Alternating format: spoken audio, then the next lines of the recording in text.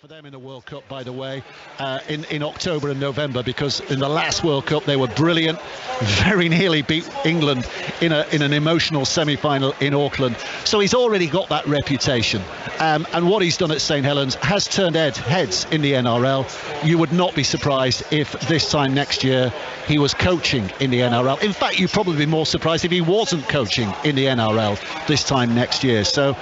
But that, Saints would have known that when they took him on, Kev, wouldn't they? They'd have known that he would have been on his way back at some point. Well, it's almost a good thing when they are on the way back, because it shows how successful they've been. If they'd, when they signed Christian Wolf, if they said, right, you're going to win the title, you're going to go in the Challenge Cup so far, I think they'd be happy, And I think what John alluded to before about how the culture is at Saints. Any player that comes here plays well, and that is down to the coaches, the culture, their intensity that they play at.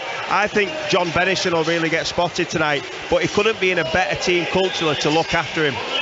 Dave, do you not start on time in Super League or what? Oh, well, that's not us. That's the television people. It's always the television people. It's always the telly. There's always an advertised kick-off time, but TV always have their own kick-off time. And it's the same for everyone. We do it as well on the BBC. No, Steve, it's just like Woodsley. They're having a cal downstairs. Having a good... So we know they're just waiting until they come out. We're going to see Leeds coming out in a second, because we've just seen the countdown on the big screen, and here they come. And I want to ask you, John and Kevin, about one Leeds Rhinos player in particular, because James Bentley, the number 11, is a former St Helens man. Just as I say his name, he comes running out of the tunnel with his short crew cut and his bright red boots. Now, Kevin and John, this is perfect, because one with the former player, one a current coach. He's just back from suspension. His coach, Rowan Smith, is saying, I've told him he needs to manage his emotions better. He's playing his old team. So as a player, how do you do that? And as a coach, how do you get him to do it? Yeah, well, I'll let John answer the coach, because I don't know how this coach, and I envy his task, because he does play it on the edge. But tonight there's going to be a load of emotion. When I was actually walking into the ground, I spoke to some fans, and they were more excited about that matchup, because this is the first time he's playing against his old club. And they said, how long will it be before he gets sent off? And I think they've got a really good point. I think the Saints players will know that, and I think they'll try and get under his skin. But as a player, you've just got to try and forget where you've been before and get on with the game, and not give any penalties or discipline away. Yeah, and I also think you can't take too much out of him as well, Steve, because he does play on an edge, and that's part of his appeal to anyone, because he upsets the opposition, but there is a fine edge that he can fall off, and he has fallen off it a couple of times, and it's because he's a Leeds lad, and he went to the Leeds club, and he was so proud to play for his hometown team, so what he always wanted to do. So now he's had these couple of suspensions. I think you'll see a different Bentley tonight. I think you'll see one still on the edge, but I certainly don't think we'll come up with anything. He'll be on the field in minute 80. The thing is, John, though, this is a question which kind of unites all sport, I think, or at least all team contact sports, is that if you try and take that out of his game, what else do you take out of his game? Exactly right. He's built his sort of a few years in Super League on that, and he really does ruffle some feathers.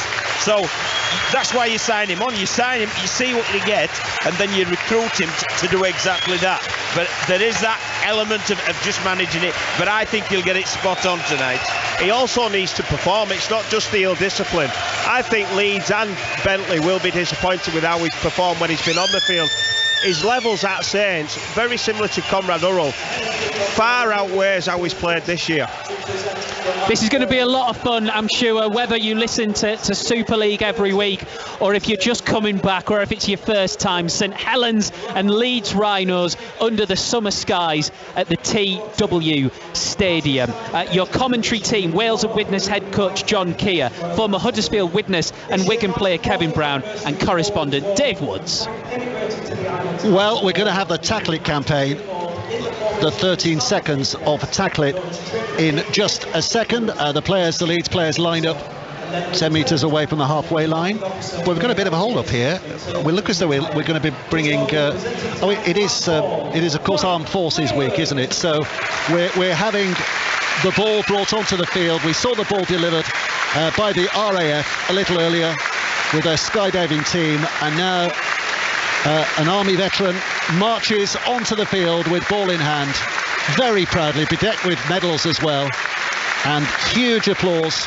A lot of people standing around the stadium as well as the ball is brought on and handed over to referee Tom Grant. A word and a shake of the hand, and then the gentleman is led back. And listen to that roar. Listen to that roar. For one of our brave veterans in this Armed Forces Week. Now, even the referees stood in the middle clapping as well. But now we're going to have the Tackle It campaign. St Helens in their huddle, Leeds all lined up, 13 seconds when Rugby League stands united against discrimination of all kinds and in support as well of the Ukrainian people, which is an addition to this moment that has been brought on this season. So the referee blows his whistle, and around the ground everybody applauds because they know what it's all about. Tackling discrimination, racial discrimination, but discrimination of all kinds. And listen to that applause. Rugby League standing together. So after all the paraphernalia, all the build-up, the ventriloquist on the field, we didn't see his lips moving, the skydivers coming down amongst the red flares, the Scottish military band on their bagpipes playing, I forgot what the song is. When the Saints go marching in. Of course it is. But now we've got the real thing. We saw a bit of the real thing a little earlier. Leeds women beating St Helens women 20 points to 18 in a terrific game won in the last seconds with a try from Fran Goldthorpe and a goal from Courtney Winfield-Hill, the two England internationals. And now it's the turn of the men. Can they provide entertainment as good as that? Zach Hardacre puts boot to ball high in the air. It's going to be caught by Welsby, and here with the first crunching effort is Alex Walmsley. Alongside me, John Keir and Kev Brown. How do you two fellas see this going tonight? Well, I see this is going to be a tight game, to tell the truth. Leeds have a lot to prove. St Helens have their consistency to maintain, and both teams really look ready to play with the first few contacts. Yeah, and I think if Leeds can start really well today and give themselves some confidence, and I'm sure they're going to be targeting the young fullback Jonathan Bennison, then this will be really close and they can compete tonight with Saints and potentially win this game. Well, it's St Helens who keep possession. Batchelor 5 metres short of the halfway line. Walmsley with that bicep injury bandaged up. Out it goes to Welsby. Welsby left-footed, prods it over the top. Hardacre takes it on the bounce. The St Helens chase is good enough, and Hardacre will be stopped just short of the 20-metre mark inside his own half. That's a great first set from St Helens. They asked questions of the Leeds defence. They moved the Leeds defence around. They put a great kick in, but they're a penalty given away. All that good work with ball, just there with a bit of ill discipline this time from St Helens. So the penalty for Leeds will see them exit a difficult starting position and find themselves with a tap restart 5 metres short of the halfway line. Let me take you through the teams. We've not done that so far tonight, have we? St Helens, John Bennison at full-back, Tommy Makinson, Conrad Hurrell, Ben Davis and Regan Grace, the three-quarters. And John Keir, the Welsh coach, will be watching anxiously that Regan Grace doesn't get hurt because he's one of his stars for the World Cup later this year. Jack Welsby, Johnny Lomax in the halves, Alex Walmsley, James Roby, Matty Lees front row, Curtis Surin and Joe Batchelor, Morgan Knowles in the back row, and on the bench Joey Lussock, Iggy Passy, Jake Wingfield and Dan Norman. It's Leeds in possession at the moment. Caesar puts it back on the inside for Pryor, and Pryor just taking a look at what's ahead of him. Reece Martin on that left-hand side, and he's tackled so quickly. Leeds, Hardacre at full-back, David Fussy-Tua, Harry Newman, Reece Martin, Ash Handley the three-quarters, Blake Austin, Aidan Caesar the halves, Oletsky, Leeming and Pryor the front row. Leeds have knocked on, Saints will get it back. James Bentley, Bodine Thompson and James Donaldson in the back row, and on the bench Zane Tativano, Sam Walters, Richie Meitler, who will be making his 100th Leeds appearance when he comes on tonight, and Jared O'Connor making up that bench. As we heard, Tom Grant is the referee. Leeds have knocked on, Saints get the scrum, head and feed 30 metres from their own line. Yeah, and they'll be disappointed. They had a good position there off the penalty. They came over to this left-hand side and targeted Conrad Hurrell a few times. Obviously they'll know him very, very well, the ex-player for Leeds. But yeah, disappointing very first set for Leeds dropping the ball. So Saints with possession. Roby comes out at the back of the scrum. Makinson to Lomax, and Lomax is crabbing towards his right-hand side, but finding plenty of resistance from Leeds there, plenty of numbers. And now Hurrell with the first run from him, but 3 Leeds defenders stop him almost before he starts. No momentum build, and now Leeds find themselves offside. So a penalty for Saints on the halfway line. Well, it's a really easy piggyback up the field, isn't it, for St Helens there? And yes, I like the intent of the contact in the Leeds defence. Yes, I like the intent of the line speed. But again, it's got to be done in a disciplined manner. Rebbe with a tap restart. Lomax looking to that left-hand side, and St Helens setting up decent position here. 35 metres away. We've played 3.5 minutes. It remains 0-0. Leeds gets up and plays it. Now it's with Lomax back on the inside again. Route down the middle sought by Curtis Sirinen, but he's upended. Roby comes out from dummy half. It's another set of 6 there. The referee's seen an infringement at the scrum, and here comes Alex Walmsley marauding in typical style. He'll be a star for England, injury permitting, at the end of the year. Now it comes to Leeds. Leeds right in front of the sticks, pushes off a couple of defenders, is just inches short when the ball hits the ground. Roby's having a good gander, left and right, decides to go to that left-hand side, where Wellesby's waiting. The prodded kick into the in-goal area. It's watched out of play by Pussy Tua. It's over-kicked. It's a tap back on the 20, and a 7-tackle restart for Leeds. Yeah, and a very strange decision from Jack Wellesby, I feel. I think, Saints had the ascendancy there. The run by big Alex Walmsley, he knocked 2 or 3 out the way, and then Matty Lee's going so close. It was a great platform to play off, and that's the second time Jack Wellesby, as a halfback, we've seen him as a fullback where he comes in the line, but as a halfback he's probably overthinking it a little bit there, and probably just a bit of rush of blood to the head. He's put it on the toe, and if he could have that again, one, you've got to get your execution right, but 2, I just think the decision to kick was wrong. Exactly right. I mean, they were playing really quick rucks, and a knock on there from Leeds in their next set. But the rucks were really quick. They had Leeds on the back foot. And it took all the sting out of the situation with that indifferent kick. But then Leeds have compounded that themselves with an header as they brought the ball away from their own tap 20. We mentioned the start and how important the start was, and Leeds have give 2 penalties away and dropped 2 balls, and as a coach, well, you'll know, John, as a coach now, I'm sure Rowan's saying, look, we've just got to get into this game, because going away to Saints, you can't afford to start like this. Well, we've got a bit of a stoppage here as well, because Alex Walmsley is getting a bit of patching up, and is that Lomax as well, who's getting a bandage round his head, just hidden by the physio at the moment. Well, there's a couple of running injuries. It's Matty Lees, actually, isn't it, who's just getting bandaged up. Should have known that, because Lomax wears a skull cap, so I think we would have seen that first, wouldn't we? But it is Matty Lees. He's okay, and Alex Walmsley getting the running repairs as well. We don't know what's gone on there, but so often I think it was they just get up. Yeah, we don't want to clash either of their heads. I mean, the bravery of rugby league players. James Roby the other week dislocated his finger, just put it back in and got on with it, didn't he? That's the standard of toughness we're dealing with at the moment. And Johnny Lomax, as we mentioned earlier, playing with a busted bicep. Anyway, here comes Roby, dummy half, 5 metres inside his own half. Sirinen comes crashing forward, just inside enemy territory when he's put down. Roby goes again. Walmsley just trying to get some momentum, but they're not clearing 10 metres at the moment, Saints, because Leeds are coming forward quickly out of defence. They're keeping their discipline, not giving any offsides in this particular set. Batchelor crabs back towards the middle. 3 again, up and down. Not going any further, not getting an offload away because the ball is pinned to his chest. Roby now skips it to that left-hand side. Knowles to Wellesby, and they keep going through hands. And here's Bennison, the fullback, who's suddenly put himself in that line of attack. Last play, last tackle in the... Here it comes. Wellesby again will kick to the corner, high in the air. Pussy Tua's up there. The ball's been spilt. The referee says play on. It's Saints who have it, and they're poaching very close to that Leeds line, and they've got another set of 6 here, which starts right on the Leeds line. There was a hand there from the ruck.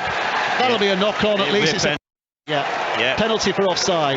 Yeah, when you're on your own line, you just cannot play at the dummy half, and that's exactly what Leeds Rhino did to prevent James Roby getting a good pass away.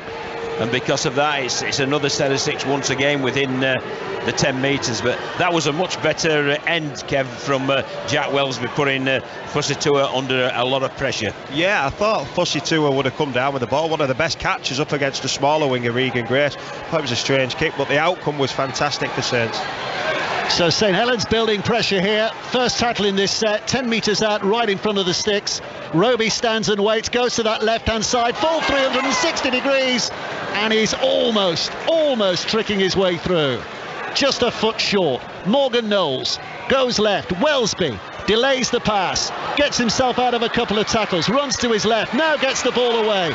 Here comes Davis, held up a yard out. Grace waiting at dummy half. Leeds under so much pressure at the moment. Welsby to Lomax, back on the inside. Welsby, Walmsley comes crashing through at pace, but again he's dragged down, 5 away.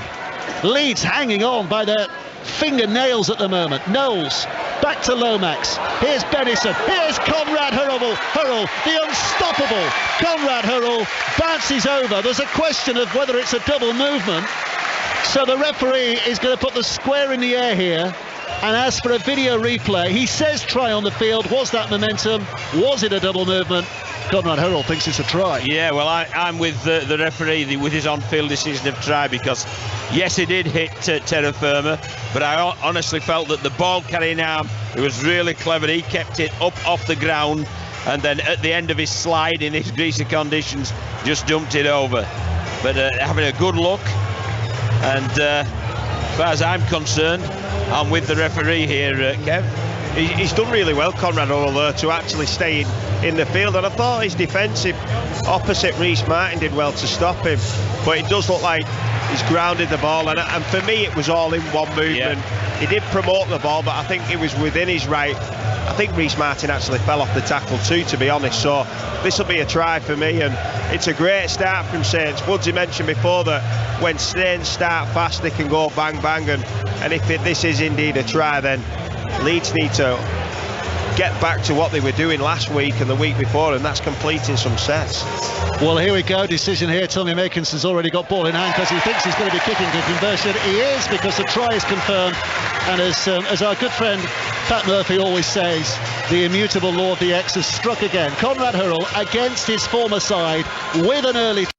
Leeds fans will be saying, why didn't he do that a little more often when he was playing for us? Yeah, well, the whole shape, though, they've just got bodies in motion right across the field of St Helens, and when it does that as a defender, you come up, then you start to sit on your heels. That's just what happened with Reece Martin, Conrad Hurrell's opposite number, and then his strength, it just allowed him to get on the outside, and his strength, his power, his speed just took him over the line in a legal manner. So Tommy Makinson lining up the conversion. St Helens leading by 4 points to 0. We played 8.5 minutes. We talk about fast starts. It's almost pedestrian from St Helens' point of view, taking 8 minutes to score a try. Yeah, and dropping a ball and giving a penalty away is almost unheard of for Saints. So, yeah, Leeds have brought that on themselves, haven't they? The amount of times that they've given them a chance. Here's Makinson. Tight to the touchline, he starts it down the middle, that's where it finishes, flying between the middle of the sticks. The applause of appreciation from Saints fans, and St Helens lead here 6-0. Yeah, and I really like the way that the pivots, the half-back and the full-back, they've started this game. On this occasion, it's just quick hands to give Conrad Hurrell some space. That's not by chance, that's designed to do that. Such a big, athletic, powerful man. Get him some and a one-on-one, and he's shown all year that he's very, very difficult to defend. Well, producer Craig loves a stat, as we say every week, and he's very proud of this one. Tommy Makinson has now scored 144 points in Super League this season. Mark Sneed's in second place, 59 points fewer. Tommy Makinson has scored 59 points more than the second most point scorer. That's frightening. That is incredible. I'm sure he scored as many as some teams with that stat. Yeah. And St Helens don't give away much in defence, do they? So, as you were saying, John, so already Leeds have got a bit of a job on their hands here. Saints leading 6-0. Yeah, they really have. And at this moment in time, it's been dominated really completely by the Red V of St Helens. And I'm with Kevin totally. Leeds have brought this pressure upon themselves. And you cannot invite a team like St Helens to come and play in your half. the head coach of Wales and very nearly head coach of Widnes. I think you only start on Monday, don't you, officially? There's a kick over the top. Fussy Tua's underneath it, catches it and runs it back just beyond the 10-metre line. And Kev Brown, former World Cup England standoff, 4 times Challenge Cup finalist with 4 different teams. We won't go through the rest of that stat. Yeah, leave it there, Dave. Yeah, but there'll be people going, what is it? Didn't win any, did you? You went there. I did. People wanted to know, Kev. Here comes Hardacre, right across the line of the St Helens defence, 20 metres from his own line. He's tackled, picked up by Rhys Martin. Looks in. Oh, there's a rattling challenge on Ash Handley. There's a Saints fan in front of us who's just put his hands on his head as if to say, oh, just calm down, fellas. That was a bit rough. But anyway, Leeds carry on. 5th tackle, but they're still only 40 metres from their own line. So Blake Austin given the task of booting that ball downfield. He does do that, but it's taken superbly by Benison. That was outstanding from the youngster, wasn't it? Because they're tough kicks to field. Blake Austin's renowned for those spiral kicks that dip and spin in the air, and the youngster just picked it up as if, you know, it was playing on the park with his mates. Yeah, we're seeing the result now, aren't we, of the defence that Saints put in. They start this set, they're already in the 20 on the 3rd tackle. Well, Hurrell was trying a real fancy pass there, catch and pass at the same time, but he hadn't accounted for it. Standing right on top of him, and Handley took an interception as a result of that. So Leeds have it back, and suddenly Rhys Martin is working things on James Bentley, rather working things on that far side. And here in stride is Newman, and Newman gets the pass away to Fussy Tua, and Fussy Tua finds the support there from Bentley, who started all of this. Austin now flicks it on to Leeming. Leeming steps away from the tackle, rolls it away to Oledzki, and Oledzki is finally pulled down. Is he? No, he's not. He flicks it away. Hardacre. Now it comes left again to Caesar. Caesar to Martin. Martin with a step, and Martin's pulled down 5 metres short. That would have been some try. It might yet be, because Leeds are still attacking. Caesar again. Leeming now throws it to that far side. Austin, big pass out there. Newman steps away from Grace's challenge, tries to angle back in again. He's dragged down 10 metres out. Bentley anxious to get on with it. Leeds 10 away. Real effort going on here, and St Helens are offside, and Leeds will get a penalty. Wow. What a great passage of play that was. And it's been interesting as well that Zach Hardacre skipped along the line, because St Helens have a really tight defensive line when they're defending in the Leeds half, and he skirted to the outside, and then they moved the ball to the outside, and it's certainly a ploy that worked really well for the Rhinos. Leeming skips it left again. Donaldson on to Caesar. Caesar stepped away from Hurrell. He'll be glad about that, but then he runs straight into the hands of Joe Batchelor, another who made his England debut last week in that game against the All-Stars. Oh, Donaldson's tried an offload. It's taken a touch from St Helens. He was a bit lucky there. Leeds get another set of 6 here, I think. It's with Bentley, and Bentley, oh, he's dropped the ball. Couple of players in the tackle with him. The ball went, oh, it's backwards. No, it went backwards. It was the St Helens hand that knocked it out, because when St Helens are tackled in goal, Benison, then it's a drop out underneath the sticks. And is that not a steal? And if not, should it not be a penalty? I think for me, he said it's a loose carry, but it's been knocked out. And I agree with you. I think that's 2-on-1. 2-on-1 when he's knocked it, so it should be a penalty. But I think, you know, every time Leeds have gone to that right-hand side with Bentley and Newman, they look really, really dangerous. You could almost argue there should be a penalty to St Helens. You know, the high tackle in the in-goal on young John Benison. But fabulous start now for Leeds. They've got, you know, the opening couple of sets out their head, and now they're starting to much better. I think if that had been in it, the ball is spilt by Blake Austin, but he's spilt it backwards, so they're okay. Oledzki comes back. I think if that tackle from Hardacre had been anywhere else on the field, it would have been a penalty, wouldn't it? Yeah, definitely. Yeah. So Leeds back in possession. They're showing real fighting spirit here, having early 6-0, but 14 minutes played, and Leeds are suddenly asking questions of St Helens. Caesar to Austin, and now it's Bentley, and out it goes to Newman on that far side. Pulled down, couple of Saints defenders there, but Leeds are only 15 away. Tight to the right touchline. Austin throws it back towards the middle. Donaldson goes galloping forward again. The Cumbrian held up, wants to wrestle his way out of Roby's clutches so he can play the ball. He does now. Austin up to the line, then gets the pass. Newman flicks it on. Fussy Tua. Referee said it went backwards. The cries are forward from the Saints fans. Fussy Tua can't find a way through. A wall of Saints defenders. which he's forced to run into. Last play, Leeds 15 away. Back to Austin again. Austin kicks towards that left-hand side. Rhys Martin's after it, gets up there, knocks it backwards. The ball's on the ground. It's bouncing towards the touchline. It was a Leeds touch that steered it that way. So when the tackle comes in, the referee says, that's it, you've had your 6 tackles, and they have to hand the ball to St Helens. Well, there's quite an obvious piece of game plan, isn't there, from the Leeds Rhinos, and they are targeting that left edge of St Helens. You know, there's Regan Grace, Ben Davis, Jack Wellesby, and they really are sending traffic down there, and they are having some joy. Conrad Hurrell's getting a bit of treatment here at the moment in back play. Play carries on. I think his boot's off. I think they're looking at his ankle, but then the physio there has put his thumb up to say he's going to be okay. And that'll be a real worry, because when you look at the bench, they're loaded with front rowers and a hooker, so it'd be really difficult. They're already playing players out of position, so if Conrad Hurrell cannot carry on, you'll have a big man in the centre, or the back row. They'll probably push Batchelor out. But yeah, it's not ideal for the Saints team. And that's not ideal for the Rhinos, is it, Kevin? Because once again, as St Helens are bringing the ball away from their own end, they've tiggered back them out with a high tackle, and it just makes it too easy to clear your own end when your discipline's as poor as it has been in the early parts for the Leeds Rhinos. So from that penalty, Saints have kicked a touch. Starts with a tap just short of the 40. Batchelor takes them just beyond the 40, and here comes Matty Lees to drive them back inside the Leeds half. You say that there's some props on the bench. There are props on the bench who are smaller than Conrad Hurrell, Kev. They might not be as fast as him. Here's Roby twisting around. The veteran, more and more hints that he could be available for England at the World Cup at the end of this year. I know the England coach Sean Wayne would love that.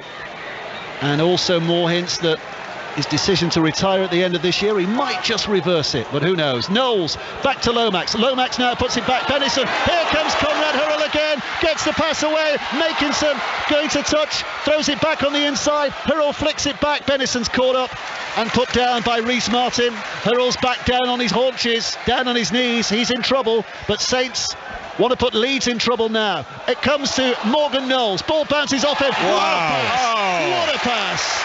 Round the back, out of the tackle, and Alex Walmsley is there, like all good prop forwards should be, backing up down the middle, and goes over for a second St Helens Fantastic try that, and that is the ultimate, Kevin, of playing what you see. The Leeds defence was dog-legged, and rather than doing the orthodox, because obviously players had dropped out expecting a kick, they put the ball through hands, and what an offload from Morgan Knowles to Alex Walmsley. Oh, Morgan Knowles, he actually created the space on the previous play for Conrad Hurrell. The way he squared up, he went inside, created the play. But then I think, the way that unorthodox style that Jack Wellesby has, he's very difficult to defend against because he has that style. He doesn't do the conventional thing. He looks up, he's going to put it on his foot. He sees that they've dropped back, but then the execution and skill by Morgan Knowles, who's probably already got through 15-20 tackles in this opening 20 minutes or so, to come up with that play around the back, that is world class. You've seen something a bit special when the crowd watch it again on the video replay, as we've just seen it, and it's like a gasp, wasn't it? It wasn't a cheer, it was a gasp. It was fantastic. I mean, just sublime skill, executed at pace. Here's Tommy Makinson with a much simpler conversion attempt, more or less in front of the sticks, and over it goes. So 2 out of 2 for Tommy tonight. You wouldn't be surprised if he was on the score sheet as well from a try scoring point of view before the night is out. But Leeds are up against it here. St Helens already into a 12-0 lead with 18 minutes played. Yeah, when we talk about world class, we used to talk about Sean O'Loughlin in that loose forward role, and I feel that Morgan Knowles is right up there now. Might not quite be the best loose forward in the world, but he's definitely in the argument now, Dave.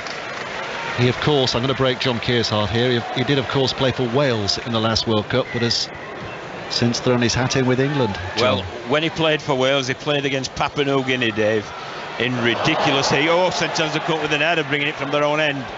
And after the game, he played so well. I said to Mark Mox, my assistant coach, he'll play in the next World Cup, but I'm not so sure he'll be wearing a red jersey. And it's been proved correct. Yeah, the Papua New Guineans were in awe of him that night, weren't they? He'd resisted the heat. And yeah, very much. 73 minutes he played without a break, which is unbelievable. Did he have to sit him in an ice bath for about 6 hours? Yeah, he just sat down in an ice bath. It was like, when you see Tom and Jerry cartoon and and Tom's red hot and he goes into the cold water. There's all steam coming off. It was just like that, and it was in the eyes, so Arthur recovered well, and it was then you could tell he was destined for great things. Leeds are attacking here. Here's Caesar, goes to that left-hand side, and Bodine Thompson, obstruction run. St Helens claiming that, and it's a penalty for Saints. Yeah, definitely claiming it. I think Conrad O'Rourke won that penalty there. He made a read. I didn't feel like he'd gone out on his outside shoulder. I think he'd just done enough to come back inside, not to warrant the penalty. Yeah. I think he could go down there and... Premier League-esque, that, wasn't it? It's a tough call, that. And Rowan Smith on, just below us here on the left, he's shaking his head, he's disgusted with that. And it's just another let-off by Leeds. And you're asking Saints at 12-0 after 20 minutes to come and have another crack at your try line. And the size of the task here for Leeds, and we're not saying it's impossible, because of course it's not. We've only played 20 minutes and it's only 12-0, and things change very quickly in a rugby league game. But the averages are against Leeds. St Helens have played 15 Super League games this year. They've only conceded 158 points. So the average is 10 points a game they concede. That's how good their defence is. So that's what Leeds are up against tonight, John Peel. You've gone all quiet on me, John. Yeah, I've gone quiet because I'm in awe of this. Oh, here's this Walmsley guy, ripping through. Tries to slip it away, but yeah, he overplayed there, but he's just wreaking havoc. Is every time he's carrying the ball, he just seemed to scatter players in the blue and gold. Absolutely, he had a game like this, Dave. I can't. Was it last year, one of the games, and nobody could handle against him Salford, was it? Yeah. When he was running over the top of me. But nobody could handle him, and it is in similar. It started in similar ilk today. You know what size boots he's wearing, because I'm sure you saw his size on the underside of his boots many times as he ran over. Imprinted on my chest. I remember John, saying he's like a bag of scaffold being shot out of a cannon, and that's what he's like. You weigh him up and think, where am I going to hit this bloke? He's 6'4", and it's like a corner of a table coming at you everywhere. One thing I don't miss about playing. Leeds in possession, 15 metres inside their own half. St Helens 12, Leeds 0. And Leeds, well, they've had their moments in the game, but not quite able to execute. But that will give them encouragement, and as we've been saying before, signs of improvement in recent weeks, although it's been hard to completely judge because the Super League season has been so stop-start in last few weeks. The international week last week, the Challenge Cup final a few weeks before.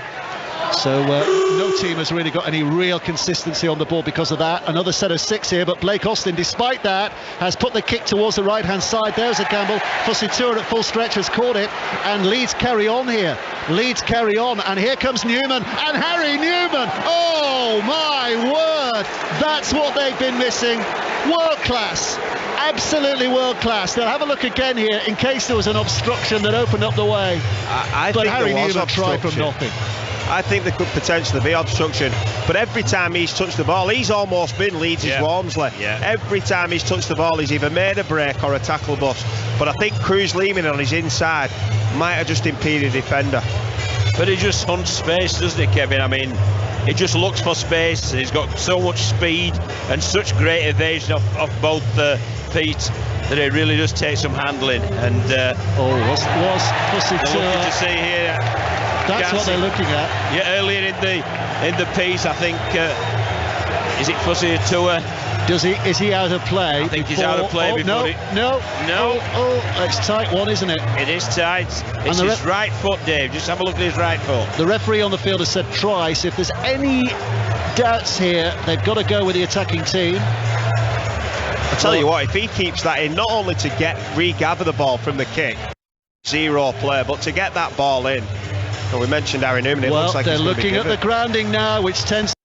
They're happy with everything that's gone before, and Harry Newman might just have written his name into the headlines here with that wonderful individual try.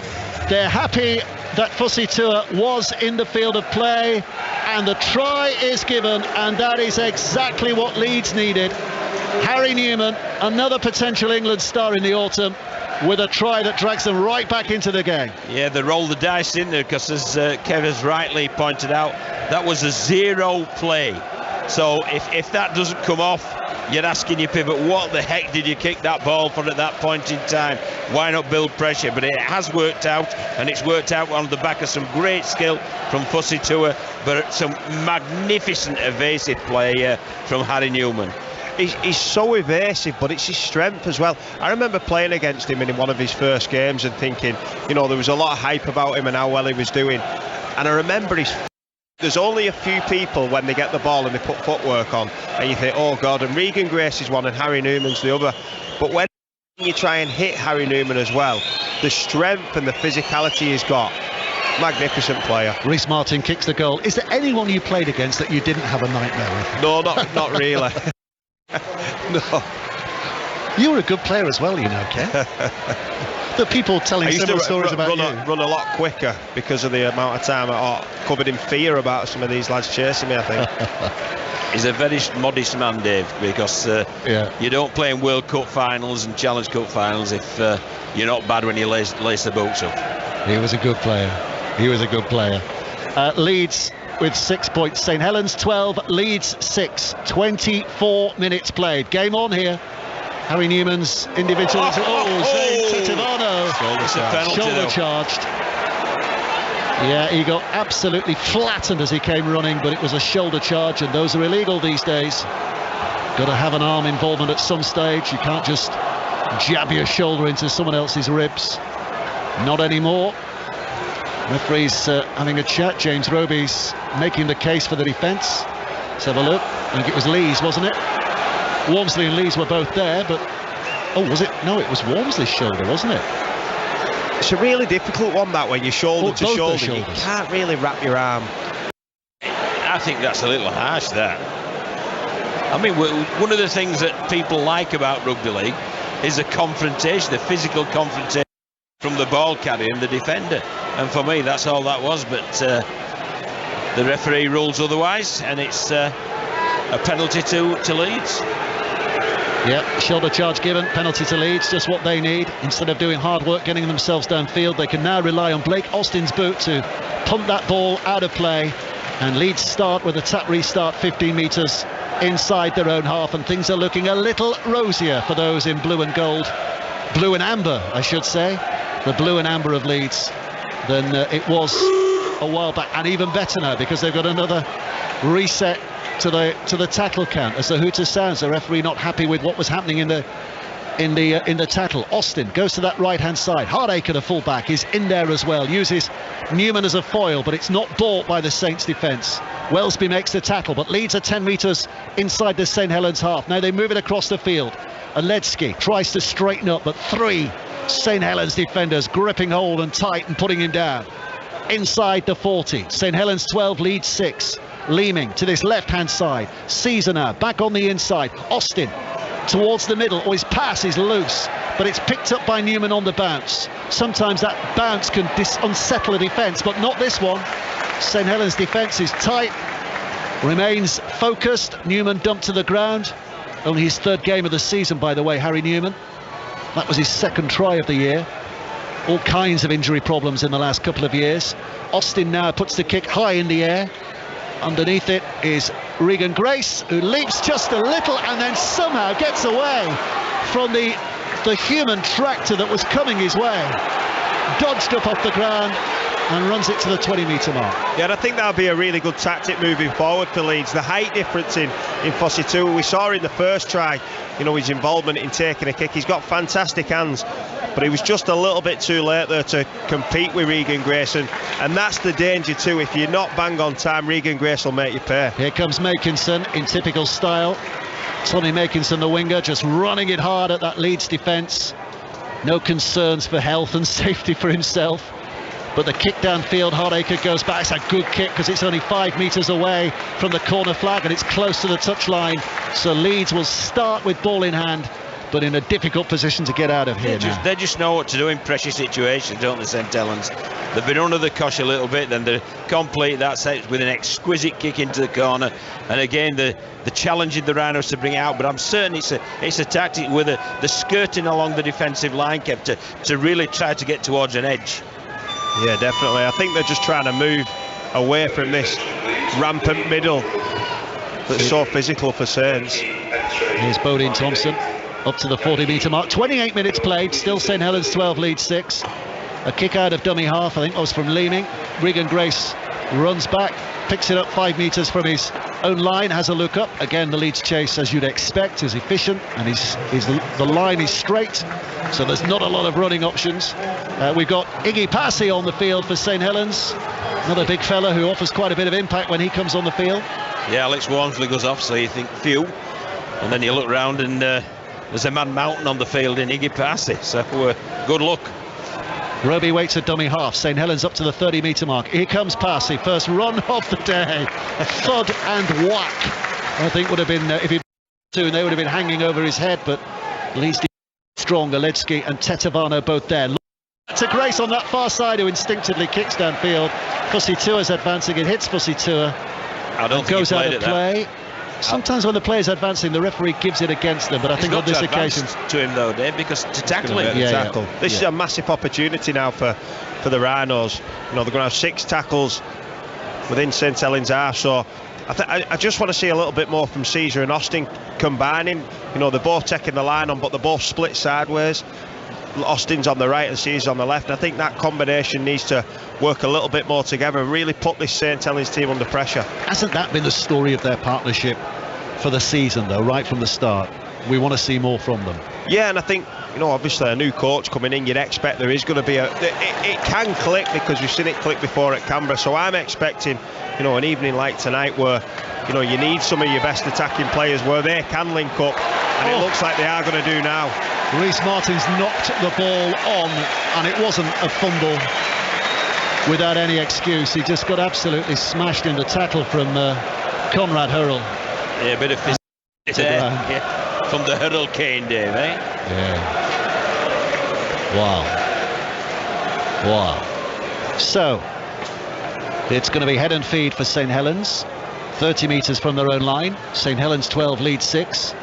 Remember the context of the night. St Helens win, they go 6 points clear, but the likes of Catalan, Wigan, Huddersfield matches to play this weekend, so that might only be temporary. From Leeds' point of view, they find themselves adrift. It's all about getting into the top 6 and making the playoffs ahead of a grand final this year, and Leeds are quite a bit of adrift of that top 6 at the moment. Get consistent winning runs together. If they can win here tonight, that makes a big statement. But another penalty as well, Dave. I mean, I can tell you part of the half-time address for Owen Smith to his troops, his Rhinos troops, will be about the discipline and soft penalties that they're just allowing St Helens to come up the field. St Helens in possession. Here comes Passy. Oh, and rolls out of one tackle and takes on a few more. Pushed towards the edges, but a good carry by Iggy Passy.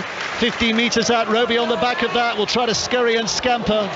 And then a good effort on Jake Wingfield carrying it in, and good effort in defence from Leeds, stopping him in his tracks. Now it comes to Lomax. Lomax with a burst of electricity, but Leeds recover.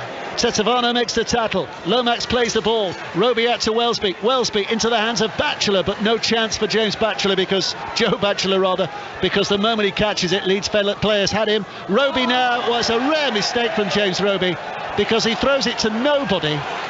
Nakinson tries to keep it in play, does do, but he's just steered it back to Aidan Caesar, and St Helens spill an opportunity on their opponent's line. Yeah, well, James Roby's played 456 Super League games, and I bet there's a handful of those mistakes like that, so I think we can forgive him, but he'll certainly make up for it anyway with his efforts in the ensuing sets.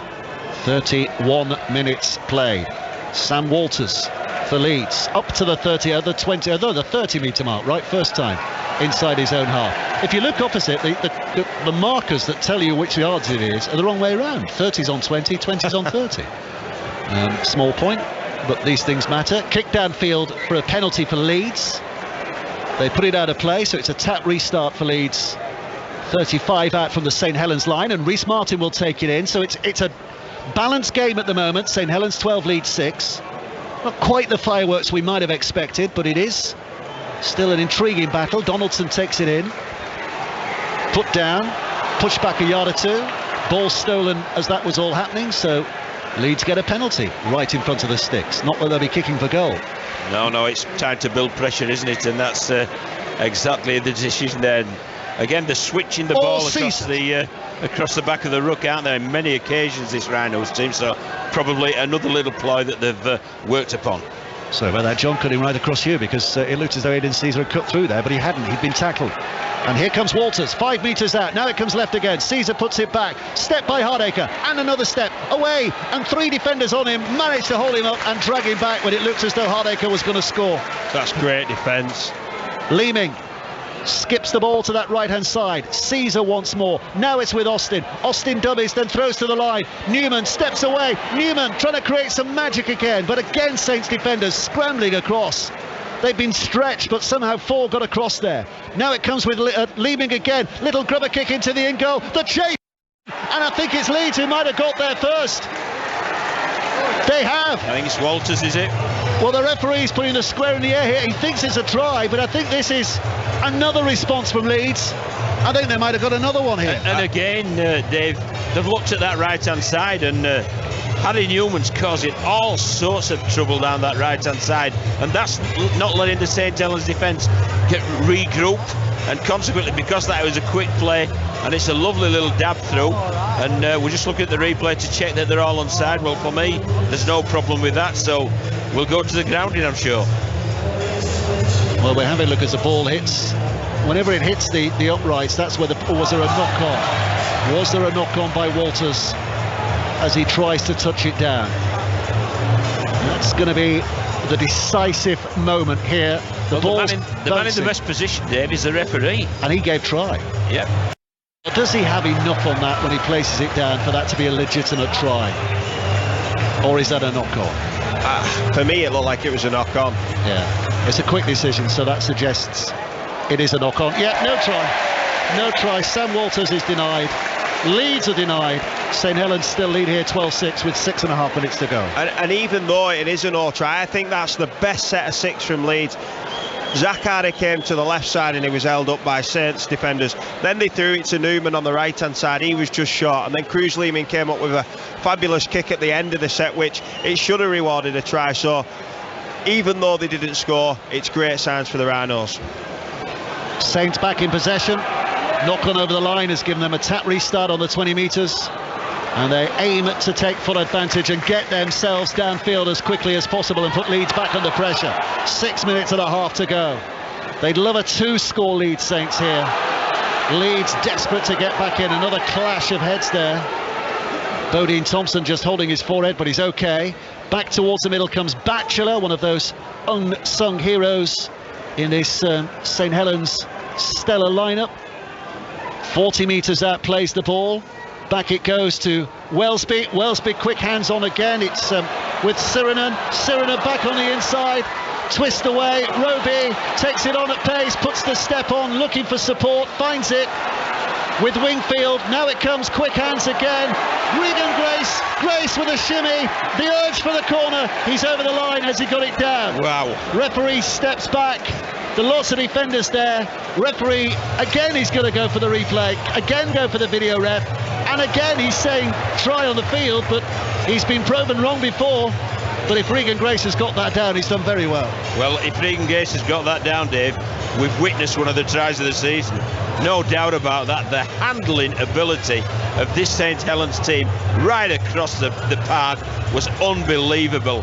And Leeds was scrambling very, very hard indeed in defence, but it seems to have just created enough space for Regan Grace out there to plonk the ball down. And if that's given us a try, Kev, that's one of the tries of the season. Oh, and the skill and interplay between the Saints team. Oh, well, the Saints players are watching the video replay, and they've all kind of reached for the air in celebration when they've seen that. And the Saints fans around there were all cheering as well. So if this isn't given, there's some red faces. But I tell you what, I'm not convinced. I'll tell you what, I think that's a great finish. I really do. Might be my Welsh bias there. I was going to say, plays for Wales, this lad. Yeah. But I just think that's a great finish. Oh, I really do. And again, the balance of doubt is in favour of the, in quotes, try scorer, because the ref on the field says try. We're having a look. It's like we always say, it's a bit like watching your grandma's old portable TV back in the day when you look at the big screen from this distance. It's not the clearest of pictures from a long way out, And those close to it, well, there's less kind of. I think the more you watch it, the less confident I get. I think, you know, James Bentley, we mentioned how tenacious and how competitive he is. And I've just been watching James Bentley. Him and Tommy Makinson have been having. Tommy Makinson wanted the ball to kick the goal, and James Bentley wouldn't give it him, and he was saying, no, it's definitely no try this. So he's confident. But I'm with John. If this is a try, I think it's a contender for try of the season. Not the last bit. Not the last bit. He's got his Welsh glasses on there. Yeah. The good glasses, though. They won't be expensive glasses. I know that much about John Keir. Here we go. Video referee decision. Try's given. I mean, it's wonderful to watch the body language of supporters when that contentious type decision is given. All the Saints fans suddenly leap in the air, and you can see all the Leeds fans throwing their arms around in disgust. They didn't think it was. Saints fans are quite happy to celebrate. And St Helens leads 16-6 now. Well, it's on the big screen again, Kev. This try. And it's absolutely breathtaking, isn't it? You know, the offloading ability, the ability to draw men out of position, and then ultimately at the very, very end, the ability to finish a try in a stamp of space. That's all that is, a postage stamp of space. A fantastic effort from the team as a whole, and Regan Grace at the very end. And I made that 14 passes in that one tackle to create that opportunity, and that's the difference. With St Helens, they've gone up the end and been clinical, and it's been a really tough try to score. And at the other end, Leeds had a fantastic opportunity. They need to get their hands on the ball, and it's 12-all. But that's how good Saints are. They survived the try, they go up the other end and score the try themselves, 16-6. Yeah, Sam Walters hadn't cut his fingernails today. He might have been given that try. Instead, it's chalked off. And if Regan Grace hadn't had an extra bar of breakfast cereal this morning, he might not have finished that try. So that's the width of it, isn't it? St Helens 16-6. Just seeing Eamon McManus, the St Helens chairman, having a laugh and a giggle. He might as well, because his side are playing well, not just tonight but this season. Tommy Makinson on the touchline, has a look at the ball again, steps back, short run up, hits it really high, really well, but not quite well enough. It drifts wide of the post, and it remains at 16 points to 6 in St Helens' favour, and we have 3.5 minutes to half time. Yeah, and it's really important now that they get to half time and that's the same score, because St Helens are one of the best of, you know, when they get you a couple of times, and you know, when they're high on confidence like they are now, they like to throw the ball around. So expect Johnny Lomax and Jack Wellesby not just to die in this set and try and put some more points before half time. Well, they're going to start with some rugged muscular efforts in the first couple of tackles, just to set a platform here, see where it gets them. Batchelor comes running in, just finding his position in the centre of the field. They know where they're running to, they're knowing the positions they're trying to set up.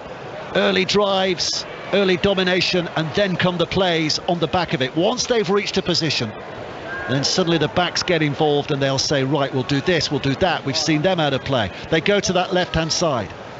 That's where they perceived a potential opening, but not on this occasion. Roby now collects at dummy half, 4 tackles in. So this time St Helens will try to go back down the middle again. Knowles looking for that platform again, which gives them option on the 5th to a kick, either right side or left side. They go right to Lomax. Lomax puts it up in the air. Underneath it is Handley. Handley collects it safely enough, but the pressure's on again, because Leeds start again inside their own 10, inside their own half. A lot of work to do. Yeah, we talk about discipline. What discipline Tommy Makinson showed there, because the ball was in the air, Handley took off, and what he didn't challenge, he just let him land before he jammed him with a good tackle, and that's just clever play from the wingman. Oh, Caesar has the ball knocked out of his hands by Hurrell. Leaming's claiming that it was a touch, and therefore there should be another set of 6. The referee's not seen it that way. Leeds are still going to have to do some hard work with the couple of tackles that remain here. 30 metres from their own line, goes right to Austin. Austin now to Bentley. Bentley again to Fussy Tour, who stepped into that right centre's position. But his tackle on the 5th, and they're still only just inside their own half here, Leeds. So they'll be looking to Austin, despite the pressure, to get a booming kick away. It's a huge one. Makinson underneath it, catches it well because it came down from quite a height. Makinson now runs it back towards the left-hand side of the field, uses Grace as a bit of a foil, but the tackle comes in and he's stopped 30 metres out. He's some wingman, isn't he, Kev? I mean, he's just so accomplished and he's so good bringing the ball in yardage. He's so good at finishing, defensively sound under the high ball. He made it look easy. He did. Now it's Iggy Parsi, all hair and muscles as he drives it in. There's plenty of hair, there's plenty of muscles, but there's plenty of resistance from Leeds, and they put him down face first, just short of the halfway line. It's with Welsby. Welsby carries, dummies, tries to cut through. Leeds have got his number, drag him down, 10 inside their opponent's half. Roby now picks up, as he's done a million times for St Helens in that position. Lomax out now to Benison. Benison puts the brakes on, steps back towards the middle of the park, because he'd seen a Leeds player on the ground, but he can't make any hay from that. He's tackled, 25 out, last play for St Helens. Lomax now puts a little grubber, a chip kick over the top, I should say. Hardacre's in a difficult position, catches it inside his own goal area. He knew what was coming. He knew. The cavalry from St Helens charged in, put him down. Leeds forced to drop out underneath the sticks. But he's happy with that, Dave, because they won't get the drop out. You know, with the shot clock on, they'll just run the clock down. So Zach Hardacre was fully aware of that. Some smart full-back play there, and that will be a lot. And this will be the hooter. And as the hooter sounds in its traditional manner, the referee blows his whistle to say that's the end of what has been a fascinating first half. Fascinating, and Saints have just got better and better, but if there's one positive for Leeds Rhinos, it's that, you know, they've brought a lot of this on themselves. So if they can clean up their act with the ball and defensively and the discipline, then they're still banging this game. And I think one of the positives of Leeds Rhinos, Kev, is that they've really brought some energy to this game, especially with their online defence. They're working very, very hard against an outstanding St Helens team. So half-time, Steve, and it's St Helens who lead here by 16 points to 6. One fantastic team try from St Helens, Kevin, and one fantastic individual try for Leeds Rhinos. Yeah, and that's probably sums Leeds Rhinos and the difference between St Helens. St Helens are fantastic individuals who's playing as a team, and there's a lot of fantastic individuals playing as individuals for Leeds. So collectively they need to start playing more as a unit. But that try that you just speak about there, that's as good as we see. We mentioned before the game, what can the viewers expect to witness tonight? And that right there is, if you're going to sell rugby league, you show that try. That had everything: skill, toughness, you know, speed, agility, and then the bravery and the execution to finish the try from Regan Grace. I just thought that was terrific. Yeah, I think all four tries have been an outstanding standard. You know, there was the individual brilliance of Harry Newman. There's been some shape played and creative for Conrad Herrell. There's an absolutely exquisite offload from Morgan Knowles for Alex Walmsley. And then the last try, well, just get it on the record button and keep watching it, because it was rugby league at its best. John, if you were in that Leeds dressing room, what would you be saying as a coach? Because, you know, only a few minutes ago they were a video review away from being level, and they'd back so well. That's got to be a bit of a sickener, not just to concede a try before half time, but to concede a try of that quality as well. Yeah, it is a sickener in one way, but there again, there's lots of little areas that they can fix up. One of them being the penalties, as St Helens have been coming away from their own half. They just need to make sure that they're squeaky clean in that area. And I also think that their error count was a little too high as well. So the two little areas that just need fine tuning, and if they do that, they're still in this game. It's interesting that, Kevin, because you know, listening during the first half, the one quote that I picked up from all three of you at one time or another was rare error there from St Helens. So, you know, they're leading, they're 10 points ahead, but have they been, by their own incredibly high standards, a bit under par? I think with the ball, I think they've not been quite as clinical. That back end after the last try, you know, well, the last try and then everything after that, I thought was really, really, you know, it's a warning shot for Leeds how good they went in at the half. Obviously the dropout that they forced at the end, I think, you know, they were getting somewhere near the best, but no, completely agree. I don't think they were quite there for the duration of that half. Can I tell you my favourite quote though, Dave, from first half commentary? Go on. It was from you. You can't just ram your elbow into someone's ribs these days. Well, that's true. When John Keir was playing, he played on the wing because that kind of thing went on all the time. So that's why he was hiding away on the wing. Correct. Right, game very much on here at the TW Stadium. The sun has gone down over St Helens, but we are going to have a great second half in prospect, I'm absolutely sure. Coming up very, very shortly, we've got a great interview for you as well. We're going to speak to a real legend of rugby league. Jodie Cunningham is going to join us. We're also going to get more on the cricket. We'll hear from Jamie Overton, who took a wicket on his Test debut earlier today. New Zealand 225 for 5 at the close. We will do all of that after the news on 5 Live with Richard Foster. Listen on BBC Sounds. This is BBC Radio 5 Live. Ukraine and Moldova have both been granted EU candidate status. President Zelensky has described the decision as a unique and historical moment in Ukraine's relationship with the Union. Candidate status is the first official step towards EU membership, but it can take many years to join. The President of the European Commission is Ursula von der Leyen. I'm deeply convinced that our decision that we have taken today strengthens us all.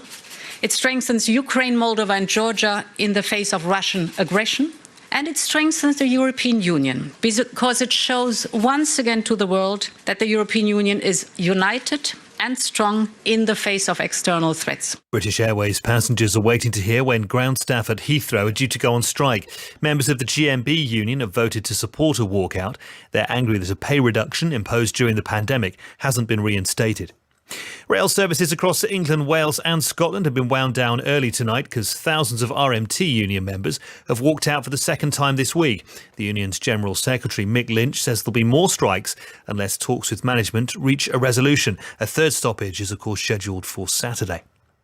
The right to carry guns in the United States has been expanded after a ruling by the US Supreme Court. It struck down a law that was about 100 years old in the state of New York, which required people to prove that they needed the right to carry concealed weapons. Our correspondent Nomia Iqbal explains what the ruling will mean. You will be able to obtain a licence still in New York to carry a concealed weapon, but you don't need to have a special reason to justify it. So that sets a precedent now for other states. I think the case opens up this new chapter in real constitutional challenges in this country when it comes to gun safety laws. Taliban officials say the search for survivors from a devastating earthquake in eastern Afghanistan has ended. More than 1,000 people are thought to have been killed. It had been feared that many more were still trapped in the rubble of their homes. And the Republic of Ireland's population is at an all-time high according to the latest census figures. 5.1 million people were living there in April. That's a 7.6% increase since the survey was last held in 2016. 6 on BBC Radio 6 Music. The sound of the twang in the music, there's something comforting that reminds me of home. Take a deep dive into queer country. Over the past few years, queer country music has been having a moment. Artists like Lil Nas X have been blazing a new trail. Music is a common denominator that should bring people together. But they're just continuing the legacy of past queer and trans country artists that have been around a lot longer than you might realize. What you wear and what gender you are not issues. I'm Dr. Shayna Golden-Perschbacher, and this is the story of queer country. From 6 Music. Listen now on BBC Sounds. This is 5 Live Sport with Steve Crossman. It is St Helens 16, Leeds Rhinos 6 under the lights here at the TW Stadium. Full second half commentary from the Super League coming your way. We're going to be joined very shortly as well by a real rugby league legend, Jodie Cunningham, who's played such a massive part in the growth of the women's game, will be with us to talk a little bit about St Helens, although they did lose to Leeds Rhinos in the women's game a bit earlier, and about the upcoming World Cup later this year as well. Let's do the cricket first. New Zealand finishing on 225 for 5 after winning the toss and batting against England at Headingley. They were 123 for 5, but then, not for the first time, it was Daryl Mitchell and Tom Blundell causing so many problems for England. They got them through to the close with an unbeaten partnership of 102. Was a good day, though, for England bowler Jamie Overton, making his Test debut, picking up his first wicket. Afterwards, he spoke to Simon Mann. Well, Jamie, your first day of Test cricket, tell us what it was like. Yeah, it was a great day. A lot of nerves a bit this morning. A little bit nervous running into bowl first ball. It wasn't my best ball, but we'll take it. And then, yeah, nice to get that first wicket on the board as well. When did you know you were playing? I knew yesterday mid-morning. Brendan came up and sat me and Craig down together and said that there was some good news and some bad news. And he said that I was playing, so I was delighted. What was it like, in a way, sort of edging your own twin brother out of the team, or potentially a cap for him?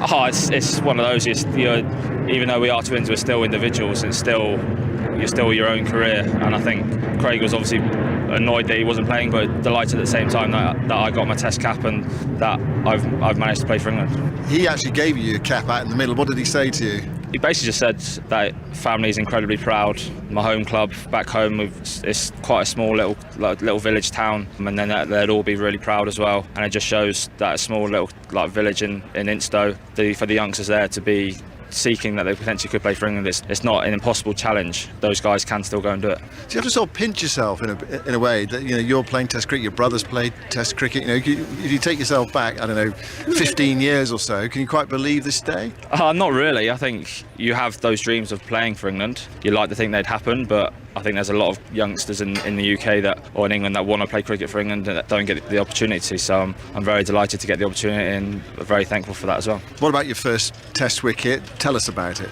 Yeah, it was I think it was my third ball of my second spell. We had a bit of a chat upstairs about coming around the wicket to Devon, but I felt like I was getting a bit of shape back from over. So I sort of just stuck with my plans, and that's what I've done all year, just trying to swing the ball back into the left-handers from over, and just a little bit of an inside edge onto leg stumps. It's a nice feeling. Yeah, you say, what was the feeling like? Yeah, great feeling. Obviously, you remember your first one. I still remember my first class wicket, so it's actually not too dissimilar, to be honest. So yeah, it's nice to get on the board, and hopefully there'll be a few more to come. There was a freakish incident just before tea. Yeah. I mean, have you ever seen something like that happen on the field of play before? Club cricket, whatever, county cricket? I've seen it go off the short leg, but I've never seen it go off the batter. I've seen it go off the short leg and then sort of head up to someone at mid wicket, but never seen the other batter and then go to mid off on the on.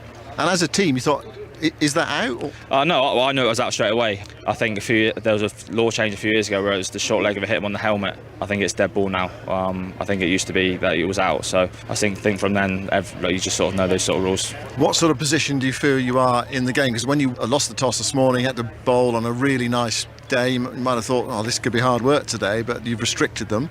Yeah, we have. I think we've had a good day. Would have liked probably a couple more wickets, but I think if you said to us at the start I played 250 for 5, probably would have been very happy with that. And are you really tired after your first day? You're still sort of floating on clouds?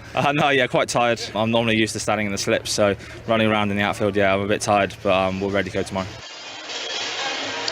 That is Jamie Overton. Really, really good day for him, and to have his brother there as well, applauding his wicket, and also he gave him his cap as well. So that was a lovely moment for him. A couple of other stories to tell you about, though. Don't forget, by the way, more reaction from Day One at Headingley in the TMS podcast. We'll bring you that just after 10 o'clock this evening when we're done at the TW Stadium. Nick Pope's completed his move to Newcastle United tonight for an undisclosed fee. FIFA have approved the naming of 26-man squads for the World Cup in Qatar later this year. The move confirms an increase from the obviously traditional 23. That's been the norm before the coronavirus pandemic. The RB Leipzig forward Christopher Nkunku has signed a 2-year contract extension which will run until 2026, which is important because he's been linked with Chelsea and Manchester United, but clearly he has chosen to stay at the Bundesliga side.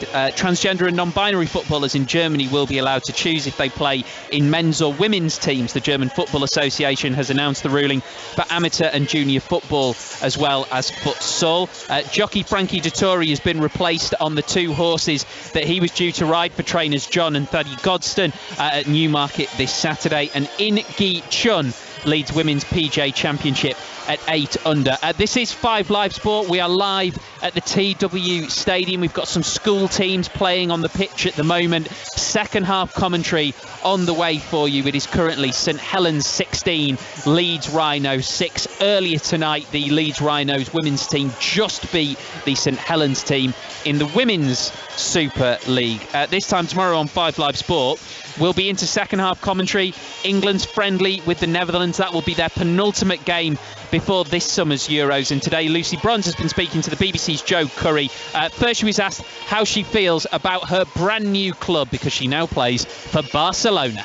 Very, very excited. Quite a similar feeling to when I signed for Lyon then 5 years ago. Excited to learn a new language, to live in a new country again, and to play in one of the best clubs in the world and to play with some of the best players in the world. It's a great opportunity, and I'm just really excited about it. Was it important to you to get it all wrapped up before the Euro started?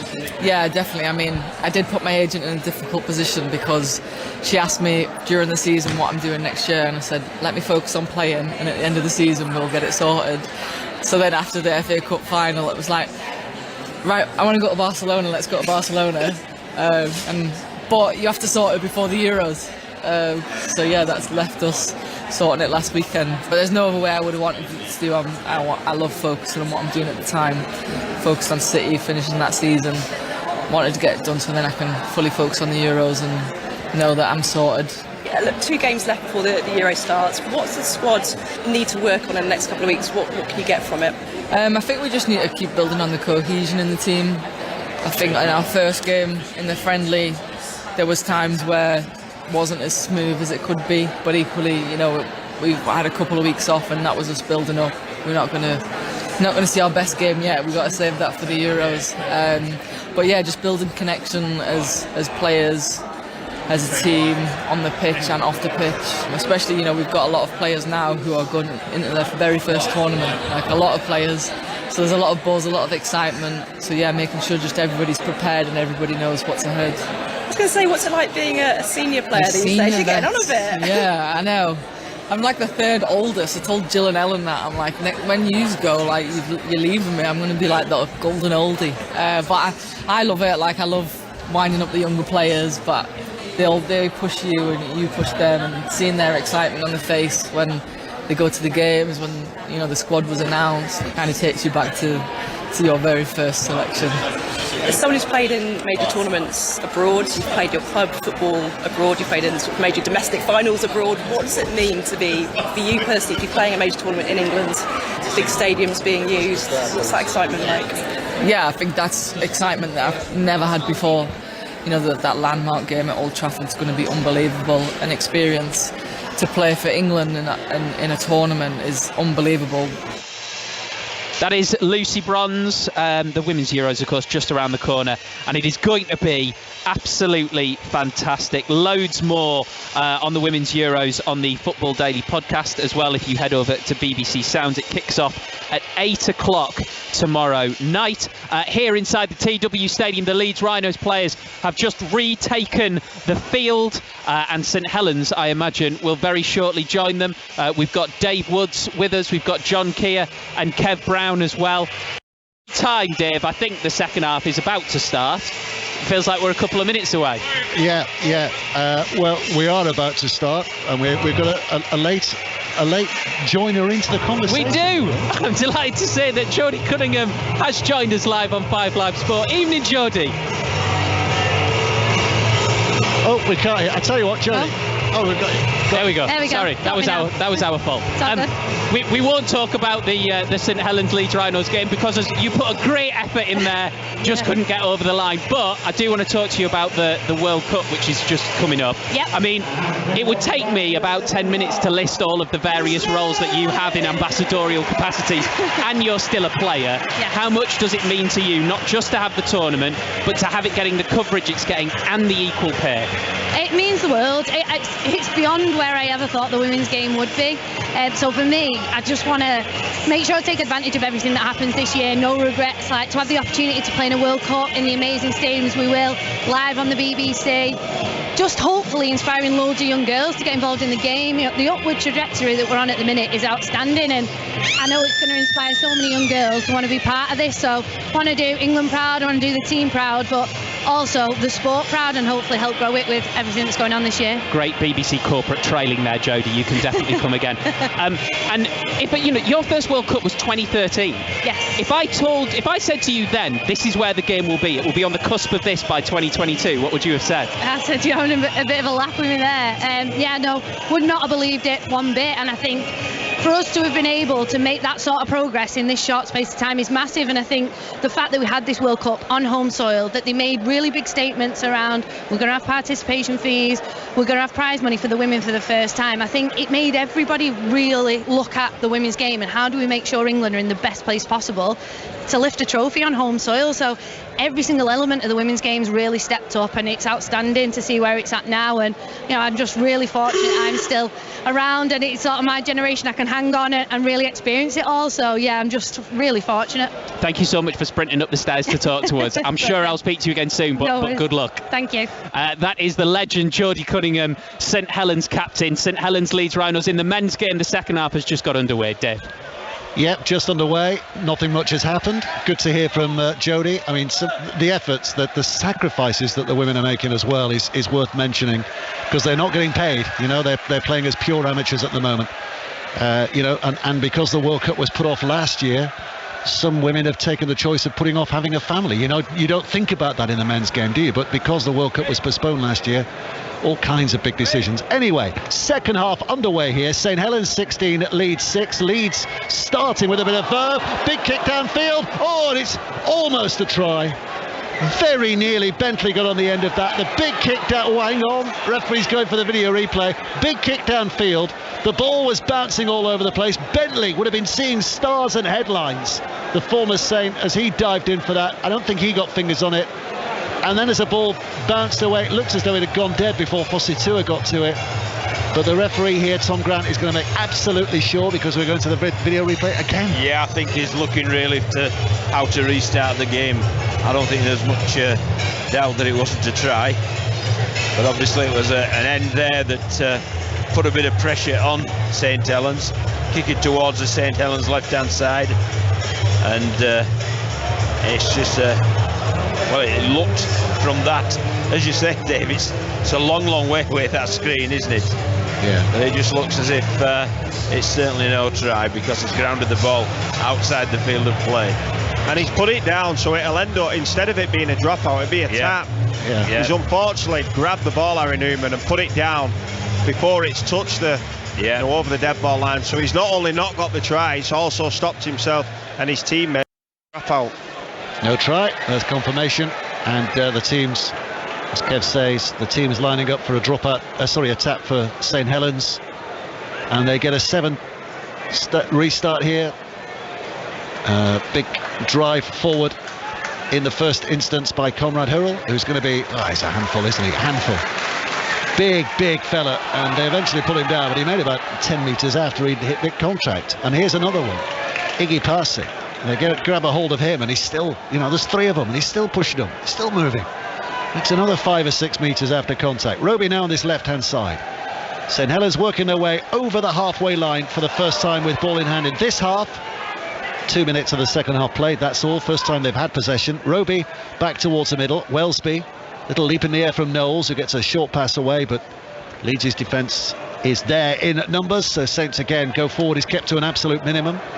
They're less than 40 away from the Leeds line, though, and now it's Lomax, and Lomax goes at a bit of a sprint, and Bennison and dummies, but he's held up. 15 away. St Helens just looking a little ominous now, because they've got a couple of plays to go. Lomax to Wellesby. Wellesby with a couple of dummies, has to hold his line, because Passy had run ahead of him. It would have been obstruction if he carried on, but having held his line, he's now able to just carry on running here, Wellesby. And Saints going right to Bennison again, who's just dragged down a yard short. Now this is the last play. Roby picks up, scoops it out to the right hand side. Lomax with a double pump. The ball goes to ground. It's a little untidy. It's, well, Makinson picked it up. Hurrell picked it up and goes, it's a try.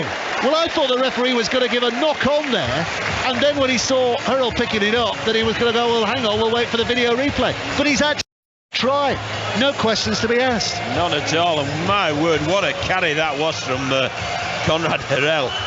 I mean, he just got the ball and absolutely skittled the defenders. It's sensational finish. I mean, it's from a bouncing ball, but he's picked it up and he's come through the other side of 2 Leeds Rhinos defenders. Yeah, well, the tries we saw in the first half, the skill from Morgan Knowles and then the team skill, that's probably the worst bit of play we've seen. But like John said, you've got a bulldozer on the wing there. He's just thought, I'll pick the ball up and I'll do it route one and I'll just go over them both. And you know, that's what he does, the Tongan powerhouse. And he's so dangerous. He started the set as well. He started that set off, and then it was a very messy set. The defence, you know, the misfiring attack. Jack Wellesby skipped across the line. It didn't really look great. Then Johnny Lomax gets it, throws it on the floor, and he's just done it all himself. So that's a massive dent in terms of the game for Leeds Rhinos. And it all comes back to that 7-tackle set. Yeah, you know, it started there. We're asking, was it a try for Leeds? But they grounded the ball outside the field of play. Instead of it being a dropout, became a tap 20. Then at the end of the set to that tap 20, It's 4 points for St Helens, and what a finish from the Man Mountain, Conrad Harrell. Well, the two touch judges tonight, I think it's Chris Kendall on that far side, isn't it? Chris Kendall and Robert Hicks, who are both obviously, I say obviously, but for those who know, are Super League referees. So there's a lot of experience there, and I think it was a toucher. You might have the kick is missed by Makinson, so it's 20 points to 6. But I just wonder whether the touch judge called to the referee to say, yeah, give it as a try, because the ref did look as though he was going to go for a video replay there, didn't he? I think it was a pass, though. You can't go, can you, for the foul pass? Was there a knock on there, though? Was potential knock on? Difficult. I think it's the right decision, but I think Leeds will be open that there's no more video ref decisions on their tries, because every time it's a no try, it's been a try at the other end, the set after. So. Oh, Leeds are going short with a kick. There's an act of we need to get back something quickly, and having gone short, Regan Grace is caught in possession, and Leeds' defenders have managed, without stopping momentum, to drag him out of play. So that is a result for Leeds, because Regan Grace is out of the field, and it means that Leeds get the ball back 40 metres away from their opponent's line. Yeah, well, desperate measures, wasn't it? I mean, it's they're now 3 scores behind, aren't they, the Rhinos, with 34 minutes left, so they need the ball, and they need the ball in good field position. So the ball is played right in the middle of the field. Walters just takes his time and then plays it. Leeming goes to that right hand side, and Tetevano goes smashing forward, and he's held up 35 metres out. St Helens 20, Leeds 6. Here's Caesar back to Austin now, little ball on the inside again, and Walters will come running through. He almost picked a path there, but he's just skittled over, knocked down. Leeming to the middle, and Caesar with a short one, and Donaldson just making his effort felt by the Saints defence. Skips up, plays the ball. He looks as though he's hurt there, Donaldson as well. But meantime, Caesar rolls it out there to Rhys Martin, the Papua New Guinean captain, who's caught in possession. 3 defenders wrapping themselves around him, and he's kind of keeping his feet valiantly so he can play the ball a little quicker, and he does. Back to Leeming again. Leeming offers it off. Here's Walters again, who's been heavily involved in this set so far, but he's tackled 15 away. 1 play to go. Leeds, Leeming back to the middle again. Tetevano to Austin. Austin puts a kick towards the corner. Oh, it's a poor one. Regan Grace catches it easily, runs it out of play, but because he caught it on the full, gives him a tap back on the 20. He can run back up there and take it quickly, and that's the 0 tackle, with St Helens already 32 metres from their own line. Kev, I would suggest that's just not good enough as a last tackle play, is it? Because Austin had plenty of time really to pick his spot, and the spot he picked was in the opposition in goal. And it's the full set, it just didn't look dangerous. When Saints get the ball, they look dangerous. Even when they don't get through, they look dangerous. But that set looked pedestrian, and then it was finished with an awful. He didn't just miss his mark by a couple of metres. It was way off. So I think it showed that his action after the kick, he was disappointed in that. But 7 tackles now. They're already defending the line again.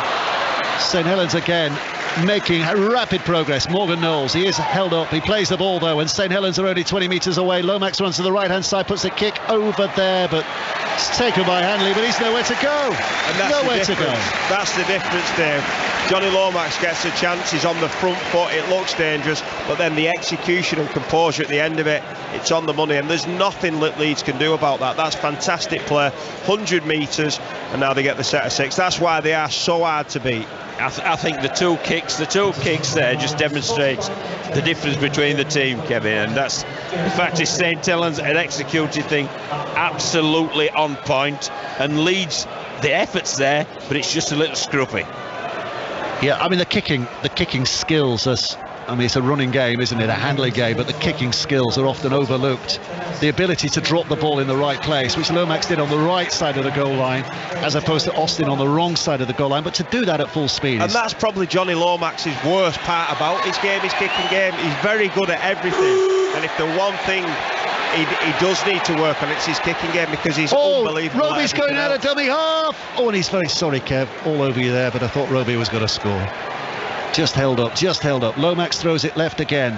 Wingfield with a dummy, held up short. You heard the hooter in the background to tell you that the referee had reset the tackle count. Leeds are getting sloppy, a bit hanging on in the tackle, so the referee said we're not having that, and go back to 0 for St Helens. So they get another set of 6, and now it's Wellesby who gets the pass away, and just held up is going to be Curtis Surinam.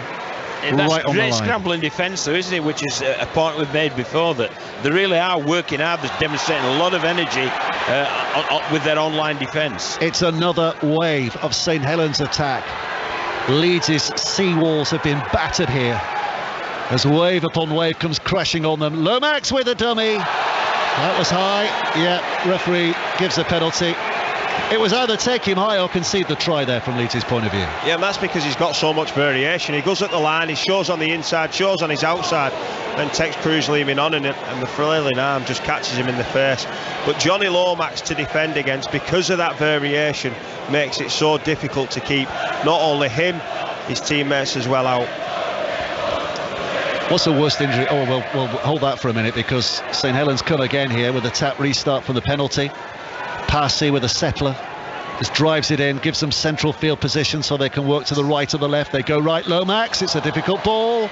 Conrad Hurrell has to drop on it. There was a knock on, and St Helens have given up position. Leeds can congratulate themselves, because they'll get a scrum down here, head and feed, and they'll get it back on their own terms. I was going to say, Kev, what's the worst injury you've played with? We're saying that Johnny Lomax is playing with a bicep, a torn bicep. Yeah, I actually got injured on this field in the semi-final of the Challenge Cup. I ruptured all my ankle ligaments against Catalan or Warrington, I can't remember, but it was against one of them on this field in the semi-final, and I played in the final. We got beat by Leeds, and then I went for surgery straight after the game. So that was the worst and the most painful I've played with. Which one was that? Which final was that? 2020. Right. Salford, I'm trying to think. Salford versus Leeds. Yeah. Drop goal by Luke Gale. Oh, there's a penalty for Leeds, and the kick is out of play, and only just out of play. Yes. It's a poor kick. If Saints had just had a man back there, they might have prevented that going out, but Leeds get it. Tap restart for them. Here comes Newman on his own with the tap and the drive. 11 minutes of the second half played. St Helens 20, Leeds Rhinos 6. And this is Pryor who drives it in, who's going to be held up. Matt Pryor, the Leeds veteran Australian. Austin to that left-hand side. Caesar again now. This is Martin, who's trying to skip and hop away from those chasing Saints defenders who put him down. Still 25 metres out. Leeds now move it back towards the middle again. Tetevano driving it in. And now they're only 20 metres away from this Saints line of Leeds.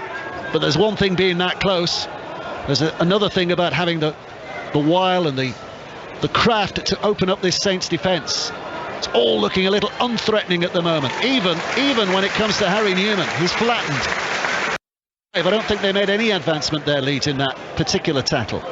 Now Austin puts ball to boot to ball, even puts it up in the air. Oh, there's a knockback. It's into the hands of Martin. Martin gets the pass away, and Leeds do get the try on that far side. Diving over. Thompson will score, and Leeds get themselves back in the game again. They're only 10 points adrift with a kick to come. That was a much better end to the set there from Blake Austin. Really did put Tommy Makerson under pressure with that kick high towards the corner. And it was we've said they're playing with enthusiasm. They really are. There's lots of Leeds players in the frame there for the ball that was battered back. And the one who came up with it and ultimately scored the try was Bodine Thompson. Well, he found his way out there, but he was right man, right position. And at last, Leeds do find a way. It's come through the boot, though. Yeah, and I think if they are going to get anything from this game, I think we saw in the first half with Leeds' first try, it was from the boot. You know, Blake Austin chipped it over for Fossey-Tua, who kept it alive. So that's 2 tries off kicks, and when they have kicked the ball, you know, Saints are so good defensively. I think you have to do something a little bit different to make it into a bit of a lottery, to create a contest out wide.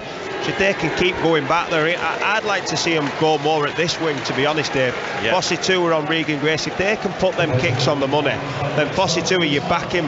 You know, I don't know what Regan Grace can do. He can't jump any higher than natural. Like he's 5'10" at best, and Fossey-Tua is 6'4". So you just think, you know, sheer logic's kick to this side and give him a chance. But with that great conversion from Reece Martin, Dave, it really has opened up the game again. It's an 8-point game now, so Saints at 20, Rhinos at 12. we really have got a game on with 26 minutes left. Real battle, as we mentioned earlier. The women's game earlier, Leeds won that 20 points to 18. Late try from Fran Goldthorpe, converted nervelessly by Courtney Winfield-Hill to win the game in the very last minute. And this one also between Leeds men and St Helens men might just have a similar dramatic conclusion. At the moment, St Helens reasonably comfortable at only 8 points now. They lead 20 points to 12, and Leeds are just getting a bit of momentum building up here as Tetevano brings it forward.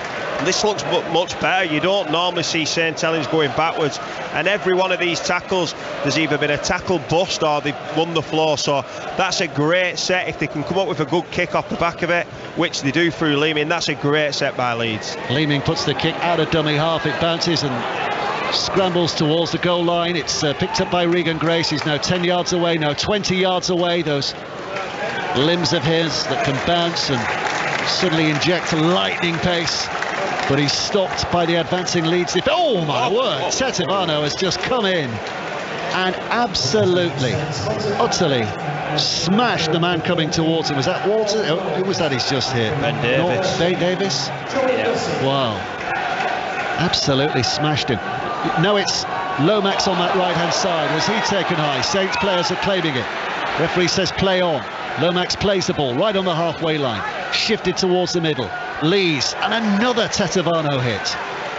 He's warmed his shoulder up. He certainly has. He's put the Q chalk on it, and he's not missing with his aim. Kick downfield, the ball again. Is that too long? Is that too long? No, it's not. It holds up in the in-goal area. Hardacre's got something to do with it. He picks it up, he runs it out. He's lost the ball. Lost the ball. Wellesby picks it up, and Leeds are back in trouble here. Hardacre's appealing to the referee, and the referee says, no, you knocked it on, son. And the punishment for that is the opposition have the ball now for 6 tackles on your line. So Leeds under pressure, having got themselves back in the game, suddenly find themselves under the pump again. Lussick to Roby. Roby now passes on and driven in by Wingfield. Wingfield held up 5 away, legs lifted up, but not in an illegal fashion. Twisted round, slowed down, that's the main thing, slowed down. Leeds' defence gets itself ready because here comes Parsi, Iggy Parsi. There were 3 defenders there. He's just twisted around and dumped the ball down, and he has scored the try.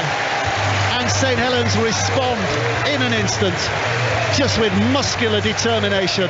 Parsi's over. And they'll be disappointed. I think the best way to describe that's soft. I think the previous try by St Helens, you had Conrad Urrell, his Tongan partner, who just bounced through 2 tackles, and then very similar, but this time under the sticks, Ignatius Parsi just runs harder than the defenders wanted to tackle, and it is a good play by, but there's 2 and 3 defenders there, and they'll be disgusted with that effort. Yeah, but ultimately, Kev, that came about simply because of the defensive effort from St Helens. That kick chase was very urgent. The contact on Zach Hardacre forced the error, and then within the next set of 6, there's the big fella Parsi who's bulldozed his way over for the try, and they really do carry with some stick, don't they, this St Helens team? Well, extra celebration there because that's Iggy Parsi's first try of the season. So his first points of the season, 39th appearance tonight, but his first try, so he's off the Moody run. Yeah, and it wasn't easy. He ran through a man who you mentioned he'd sharpened up his cue stick and put that chalk on it, but on that occasion he missed. He sent the white ball into the pocket, and Parsi ran straight through him and scored the try. Look at you with your metaphors. Interesting though as well, Dave, that you mentioned in the build up to that Joey Lussick was on the field. That's just the 3rd interchange St Helens have made, and we're 22 minutes from full time, so 58 minutes. That's phenomenal. Their levels of conditioning is through the roof. Yeah. And James Roby's too. He's not the one who's come. No, it's Morgan Knowles. Morgan Knowles, who we mentioned how fit he was before, but that just shows how good James Roby is as an athlete, to go into the middle after 60 minutes, and now players are loose forward. He's an incredibly fit athlete, James Roby, probably the fittest in Super League. I remember John Wilkin on one of our podcasts a while back just sharing some of the psychology that Roby uses in training, where when he's asked to do extra efforts, he imagines that his family are trapped in a burning car, and if he doesn't get this effort in, then he doesn't save them, and that's what drives him on. It's he digs deep. That's the type of psychology that he uses. Kick downfield from St Helens. Leeds back in possession. 21 minutes to play. St Helens 26, Leeds 12. And Leeds got a job on here now, as they have for most of the night, from when Conrad Hurrell scored that first try against them in the 8th minute. They've been up against it.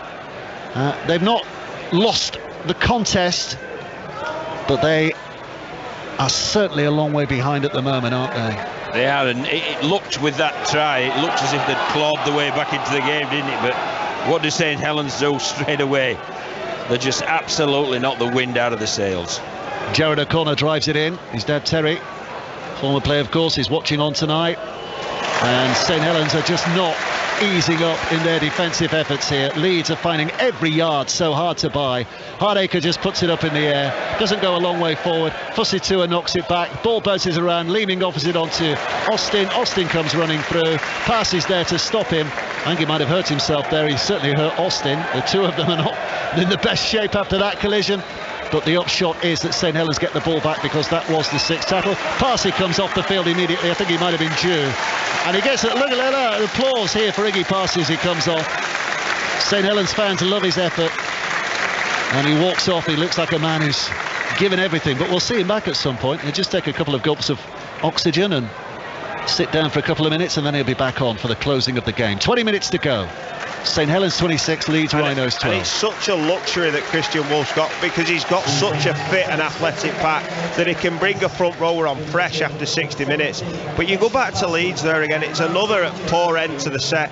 Fusitua actually gets up and beats Regan Grace, but it came to nothing because it landed on the 20-metre line. If that was 20 metres further forward onto the try line, he's got a chance of getting up there, catching the ball and coming down and scoring some points. Dan Norman is the man who's come on, as Kev was mentioning there. Young prop forward, he's a tall fella, isn't he? St Helens through Roby to Lomax. Lomax now. The hands are from Davis, and Davis tries to get the pass away, but well, there's a penalty here for St. Obstruction in back play. Leeds pushing runners out of the way. It was Blake Austin on Johnny Lomax. It was just nice play by Lomax, and I think that's just frustration. You know, it's probably a little bit of envy how well he's playing, and he's just took a cheap shot at him and cost his team there, because they're still in this game. There's 20 minutes left, and they're only 3 scores behind, but players like that, they've got a big job on now to keep Johnny Lomax, who just dragged himself off the floor, and his teammates to keep them out. 15 metres away from that Leeds line is where St Helens start this particular set, and here comes Norman, the aforementioned young prop, whose first carry of the night takes St Helens 10 metres away. Lussick now operating out of dummy half, just pointing his troops the direction he's going to go. Lomax to Welsby. Welsby, quick hands, a step back on the inside from Bennison, and Bennison's held up, but only an inch or two short. And quickly Lussick scampers over there to start things moving again for St Helens. Welsby now carries up to the line, then hurls one back to Roby, who's sitting deep. Roby with a pass, and it's just about caught in possession. Sirinen 10 away. Roby, Welsby. Here's Norman, soft hands. Lees, was there a trip there? Was there a trip? The referee says he hadn't seen it. Oh yes, he has. Yeah. I think it's a late call. I think that might be the touch judge call again. They're all wired up for sound, aren't they? And belatedly he gives a penalty for Saints.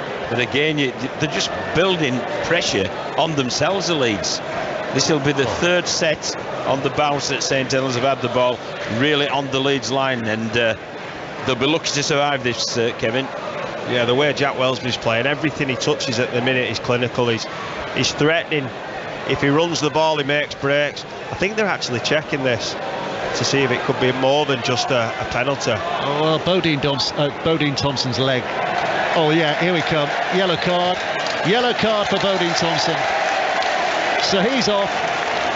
Got a quite clear trip, that wasn't. He's shaking his head, but when he saw it back on the replay, it looked he's got his arm out, which he'll say in his defence, he was trying to make a legitimate tackle, but the leg came up there, didn't it? Yeah, and he could end up getting banned for that as well. You can't do that. Whenever you get a trip, you normally see a ban. And John mentioned it was going to be difficult to keep him out, but it's going to be extremely difficult to keep a good attacking or a great attacking side with an extra man now from scoring another.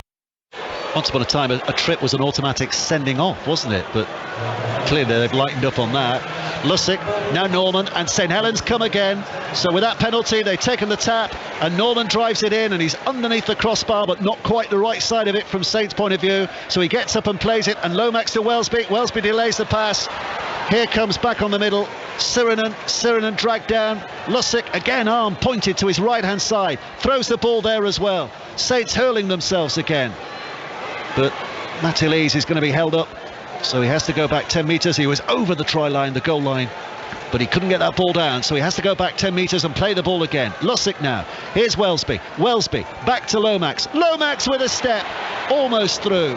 Shook off the first defender, Caesar, but two more were waiting for him. Lussick once more. Scoops it out of dummy half. Welsby over the top. Makinson. Well, he normally finishes from that range, but he came looking inside rather than for the corner, so he was stopped. Welsby steps away from the onrushing Pryor. Tries to get a pass out. Hits a Leeds man. Goes to ground. Dropped on by a Leeds player. Knock on, surely. Yeah, surely. He said a charge down, Dave. He said it's a charge down. But charge down? It was definitely a knock-on. Yeah. Well, 3/4 of the ground saw it as a knock-on and a claim again, and I suspect the other quarter saw it that way as well, but are keeping silent. But Leeds have got possession back again. 16 minutes to play, just under. And listen to the olays now, because Saints fans know how much their team love to defend.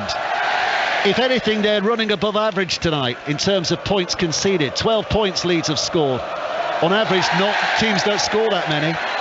But Leeds are now getting into a desperate situation to the point where they're forced into errors. They were hounded by those Saints defenders. And they've just thrown the last throw of the dice as well. They've thrown Richie Myler on. I think he'll probably go back there at full-back. Zach Ardek potentially going in the centre. So they've got all the attacking threats on now, albeit with 12 men. And they've still not come up with a kick. Richie Myler's 100th Leeds appearance tonight, by the way. Boy, that's gone quick, hasn't it, his Leeds career? It seemed that long ago that he was at Warrington, Catalan. But here comes Saints again. Matty Lees drives it in. The necks are getting stiff here because we're just looking one end for the last many minutes. Lussick now with Lomax. Lomax throws it back. Welsby holds off, goes for the line, throws it back in. Little adventurous. The ball goes to ground, knocked on. And the referee... Oh no, it's not knocked on. It's not knocked on. St Helens have it back again. The ball's gone backwards up to the 20-metre mark. Here's Lomax to Lees. Lees offers it to Norman. Norman now, so 20 metres out, directly in front of the sticks. St Helens still in possession. Lussick to Lomax. Lomax now up to the line again. Brilliant stuff. Brilliant. And Batchelor goes striding through. Brilliant. And after touching that down, he would surely turn around to his teammate and say, thanks, pal. Because Johnny Lomax run to the line, kept that defensive line guessing to the final millisecond, and then a lovely pass away. Well, I'll let Kevin take you through that as a pivot, but as a pivotal play, that was absolutely sensational, wasn't it, Kev? It was, and he's asked questions all night, and a lot of the times he's been digging unders, and on this occasion he gets the ball square and he just skips over and gets the other half back interested in Blake Austin. And then that connection with his back rower Batchelor, they know what's happening. He just holds his line and he goes through untouched. It looks like it's, there's no subtle detail in that, but there's a lot of detail in that where he's saying, I'm going to skip over, I'm going to get the third man interested. And Blake Austin it is, he just doesn't know what to do, and he does nothing.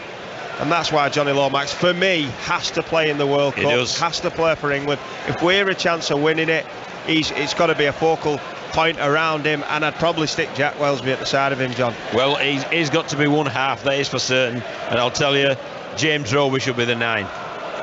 Sean Wayne ought to be on the phone and cajoling him, because it's phenomenal. You would not believe he's 35 years of age, how he plays this game. He's as hungry as when he was 16 years of age. I think he's 36. Give the fella a chance. It's even worse. He's that good. But no, I completely agree. I think if you could have that spine, a Roby, Welsby, wherever, I don't really care where he plays as long as he's on the field. He's got to be in the 13. There's a massive chance. If you'd have put them 3 players on this Leeds team, I think this game's completely different tonight. Totally agree.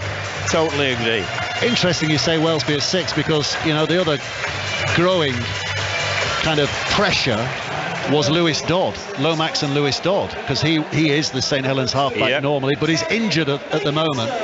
And it tells you how good Wellesby is, doesn't it, that he's stepped into that role and now he's making a claim for an England position just in that how role. he's playing and what he's doing, everything he's doing, I'm watching him, it doesn't look like he's going to come up with end product, but he does every time. He looks dangerous, whether he runs, whether he passes, and the kicking game. I think this part of his development, I think the one thing or positive thing for this club that Lewis Dodd isn't playing is the fact that, you know, Jack Wellesby's playing at half and he's continuing to get better. Yeah. Well, Saints are in party mood, you feel, at the moment, as they have possession. Norman takes it forward. He's stopped 35 metres out. I'm just looking at my Bible here just to get... Yeah. Oh, the handling again from St Helens. I think it might have got a Leeds touch, has it? Yes, it has, because the referee waves his arm in the air. And so St Helens get it back again. It's taken in by Ben Davis, who's tackled. And St Helens have had the luxury of not having to put Alex Walmsley back out on the field. That's how well they've played. Here's Norman, 10 metres out, right in front of the sticks. St Helens are eager for more. 11 minutes to go here. They want to get their points difference even better. They want to stretch that lead at the top of Super League to 6 points in emphatic style here. And they'll do it with a bit of razzle-dazzle if they can. Lussick back to the middle. Lomax now. Oh, that's a poor pass. I'm not sure that was intended for. Inevitably, it's Roby who gets back to land on it, and Bentley gets up to him and makes that tackle. And, well, Bentley, what's Bentley doing? He's all over the tackle as Roby gets up to play it. Wellesby now comes to this left-hand side. So, taken in again by Sirinen. Sirinen still pushing, asking questions of a Leeds defence that's getting a little tired of providing answers. Lussick, hands on knees, waits. Bullets the ball to the middle. Wellesby to Lomax. Lomax again up to the line. They're guessing, they're questioning. Gets that pass away. Benison pushing hard, the young fullback tonight. And held up. Leeds players jumping all over him. Last play, St Helens. What do we expect here? Through hands? No, it's Roby puts the kick into the in-goal area.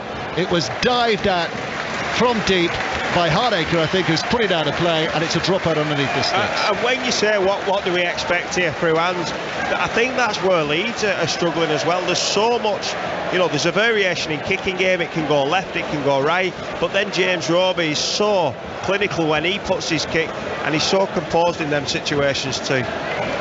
Just on the age question of James Roby, he is 36. Dropout from Leeds, has gone straight out of play and didn't make 10 metres. And doesn't that sum up the night? Given St Helens a penalty right in front of the sticks. Leeds are disintegrating a little here. Well, I liked your comment earlier, Dave. We have got neck ache from looking to our left-hand side. It's like in a training game, attack v defence. And they've been absolutely fantastic. And Alex Walmsley's gone back out there for the last 9 minutes. What a nightmare that. Yeah, you'd be delighted with that. 32-12, and he's coming on fresh. And he's already scored one, and you know, it's not his main thing, is it, scoring tries, but he'll definitely want to score a second, Walmsley. Lussick now, St Helens 5 metres away. Lussick picks it up and throws it back to Lomax. Lomax with a pass, but there's for Sirinen, wrapped up, put down, spun to the ground. Lussick stands and waits again, 5 metres out left of the sticks. Lussick goes to the middle, he's going to go himself here, but there's loads of Leeds defenders who managed not only to hold him up but managed to pull him back into the field of play as well. The space down the right hand side for St Helens. Roby, find it. Roby comes left to Lomax, and then it's a little step from Benison. Has he lost the ball? No, he's not. No, it's a crushing tackle. It's a crushing tackle, isn't it? Yeah. Saints fans are complaining about that, but again, nothing given on the field. Lomax now. Wellesby hands it on. Here comes Walmsley, standing start, but when has that ever stopped him? Building up that powerful momentum of his. Last play, St Helens 10 metres out. It's with Wellesby, short pass, over they go, and it's the young prop forward, Dan Norman, who benefits from another pivots play. Norman's over, late to the game, but on the score sheet, St Helens are running away with it, romping it at the moment, 36 points to 12. We've still got 7.5 minutes to go. Well, this is a masterclass. It really is. It's been 80 minutes of just superlative rugby league. And the fact there, we speak about Johnny Lomax, how well he sort of engages defenders and brings people out of position. It's as if Jack Welsby said, well, anything you can do, I can do all equally as well. And he certainly has, and the beneficiary is Dan Norman for a lovely try again. Really top quality work throughout by the Red V. Yeah, and the combination of Lomax and Welsby was key again. Lomax was out the back of that, and all that noise and threat out the back of that player made Aidan Caesar rush up this time. And it was a very similar line that Joe Batchelor scored on the previous, where he just drifted out and it was just too big, too strong and too fresh. We mentioned coming on at fresh legs, after 60 minutes. So he's too big, too strong, too fresh, and scores another fantastic try for a red hot St Helens. Yeah, Bodine Thompson back out of the sin bin, and that's been a pretty costly sin binning, hasn't it? I don't know whether they've cost for 2 or 3 tries in that 10 minutes, but they've certainly paid being down to 12 men, and it must be terrible defending against St Helens when you got 13, but to do it with 12 on your own line consistently, it's virtually impossible. Just to give the neck a rest, just looking to the right hand side, and that the end at the Leeds fans, anyone who knows this St Helens ground knows where the away end is, and very often over the years that has been absolutely packed. Makins has missed the goal, by the way, so it remains 36-12. Very often you'd expect that to be packed, wouldn't you, that away end of Leeds fans. It's not a great following from them tonight. One, because it's Thursday night and we all know what the M62's like, and it's a work day tomorrow, and there might be trains you're not catching and all the rest of it.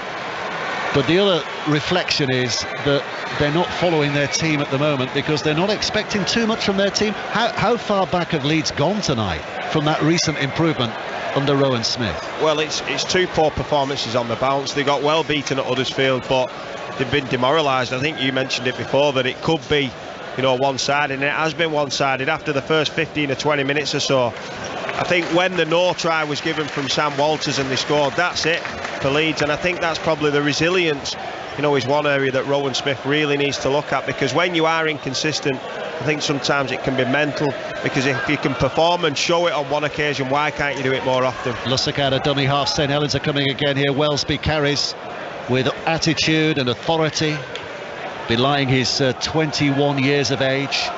Plays with such maturity and confidence, and Lussick goes out of dummy half again.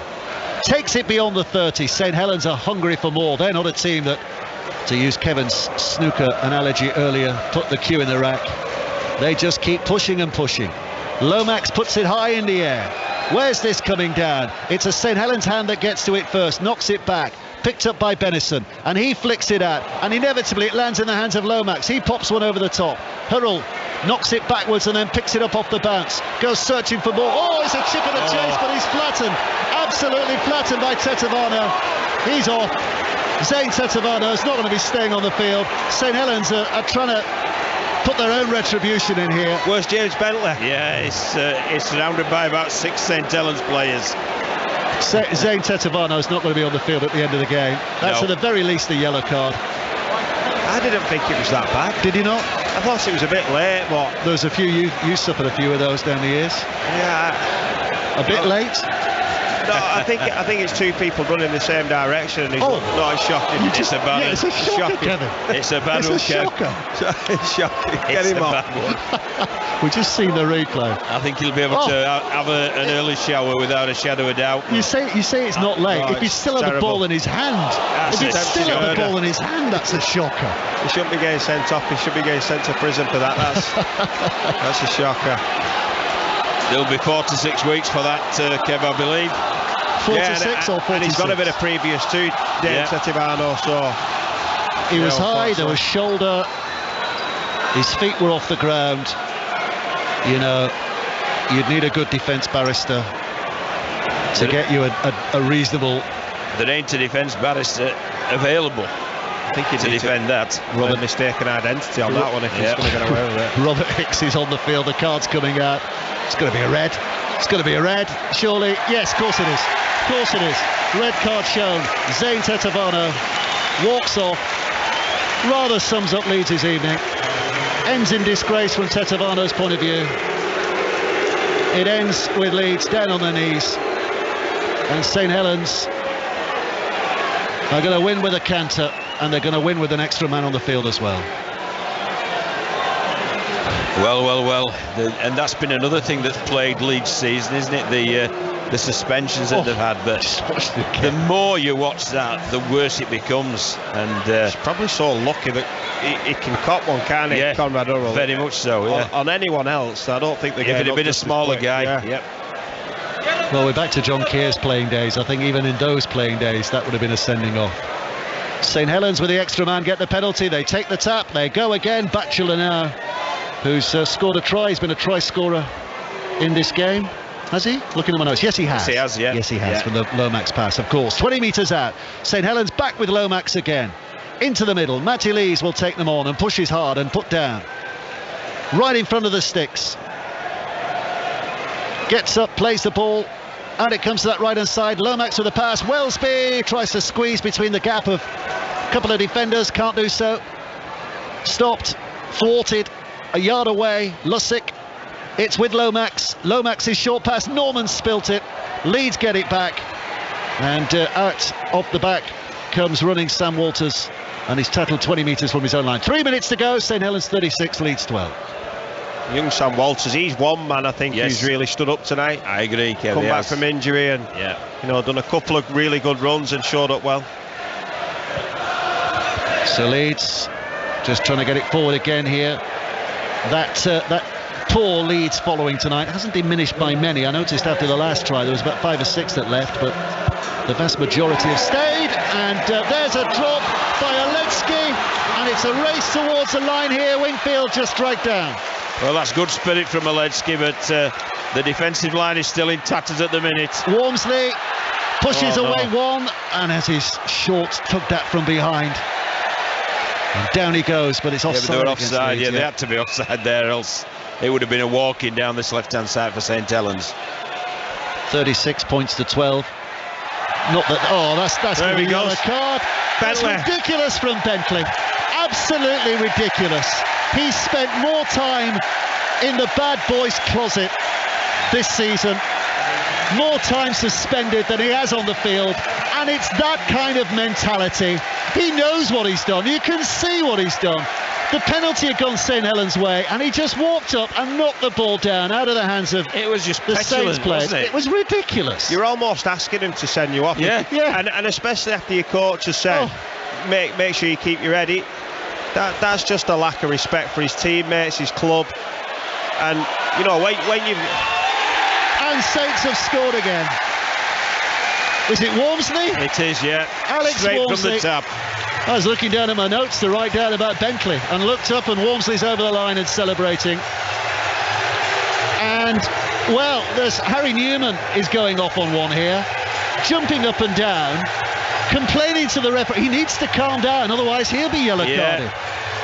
He might think they're there's playing an the victims, here. Dave. They're playing the victims. You can't be victims. Video referee call, by the way. Wormsley trying to struggle towards the line. Why is Harry Newman going off on one if the referee's already put it up to the video referee? And it's a try as well, so I'm not sure what. Is it? I think so. I think he's got the ball down. Yeah. Well, I'm not sure what the referee said on the field, whether he said try or no try. They have disintegrated, haven't they, this Leeds Rhinos team? Yeah. As the game's coming to the last quarter, they've absolutely disintegrated. A few more looking for the exits from the Leeds supporters. Another 5 or 6. Not enough. Well, we're still looking at the replays here.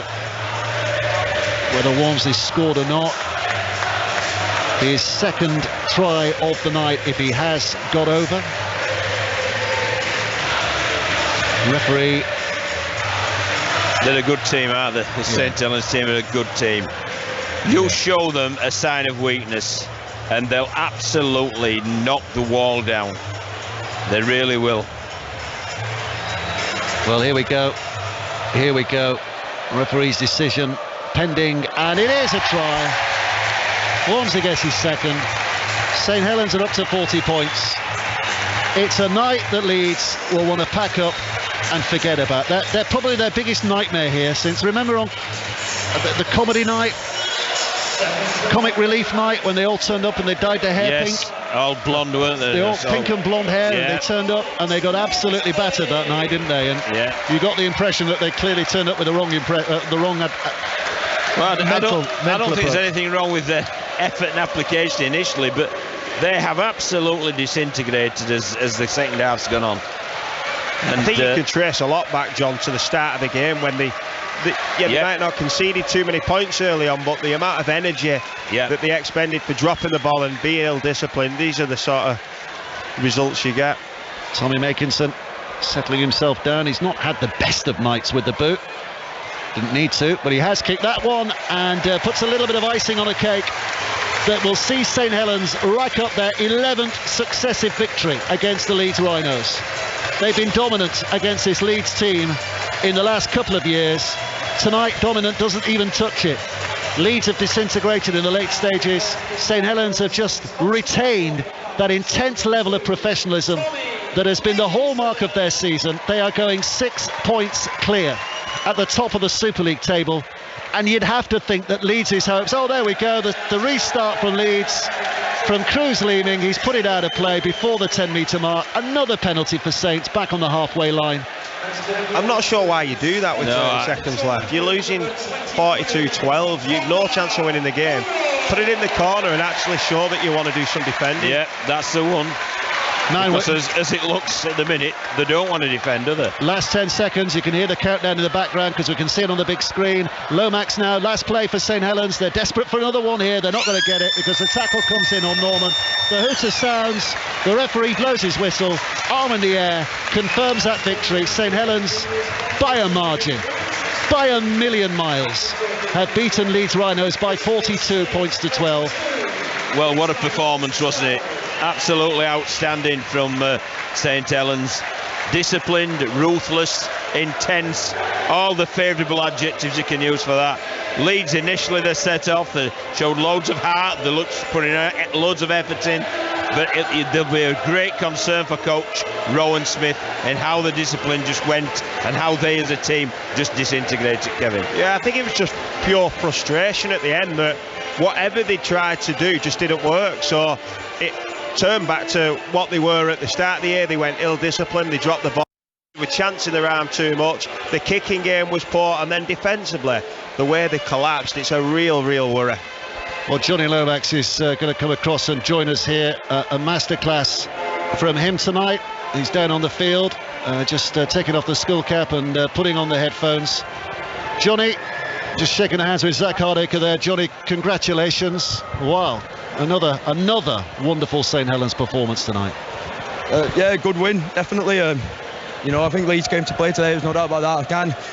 Obviously the scoreline looks quite nice at the end of the game, but it was a big effort to do that. You know, we were scrambling a bit, and we knew we would be early on first half with the ball movement and a few of the off-the-cuff stuff, so it was good. And obviously to come away with the result that we have, obviously it's fantastic and something for us to carry on building on, especially with, you know, a bit of the I suppose interruption that we've had, losing players through suspension, injury. You know, it's another great win that to chalk off. I think people keep forgetting we've had a bit of adversity. We talk about in-house, but you know, the boys just keep turning up for each other, and it's fantastic to be a part of. You started the year with Lewis Dodd as your half-back partner. You've now got Jack Welsby. Have you noticed a difference? Because I mean, Welsby's just been superb again tonight. Well, you know, you kind of expect that from Jack at the end of the day. You know, having played in the number of the half-backs and full-back, you know, 6 and 1 are very interchangeable these days, and you know, I think that's something that, you know, me and Jack were doing similarly when Dolly was playing. He was a bit more on the ball and me and Jack were floating about. Obviously we've had to change that a bit, but you know, Jack's still got a bit of a licence to roam around the field, and I think John Bennison's come in tonight and done a great job as well. Did you get a sense that Leeds were just losing it towards the end there? The discipline had gone? I suppose potentially, you know, I think the Bodine one and the Zane one, you know, I think they're a bit unfortunate. I don't think they've tried to do it. You know, it's just ended up a bit ugly, and you know that sometimes then things happen. But you know, overall, I think it was a great result for us. As I say, we had to dig deep there at times, and you know the scoreline is nice to look at the end of the game, as I've already said. Johnny, thanks for joining us. Congratulations as well again tonight. Cheers, pal. Thank you very much. Johnny Lomax, the England international, who will be very much at the heart of Sean Way will be hoping at the heart of an England World Cup bid at the end of the season, Steve. But a lot of these St Helens players will be in there as well, his teammates. St Helens winning tonight by 42 points to 12. We've only got about another minute or so to wrap things up. We've got Dave Woods, we've got Kev Brown, we've got John Keir. In the limited time we have, John, as great as St Helens were tonight, I almost think the bigger story is the disintegration of Leeds Rhinos. Yeah, I would agree with you. I expected much better.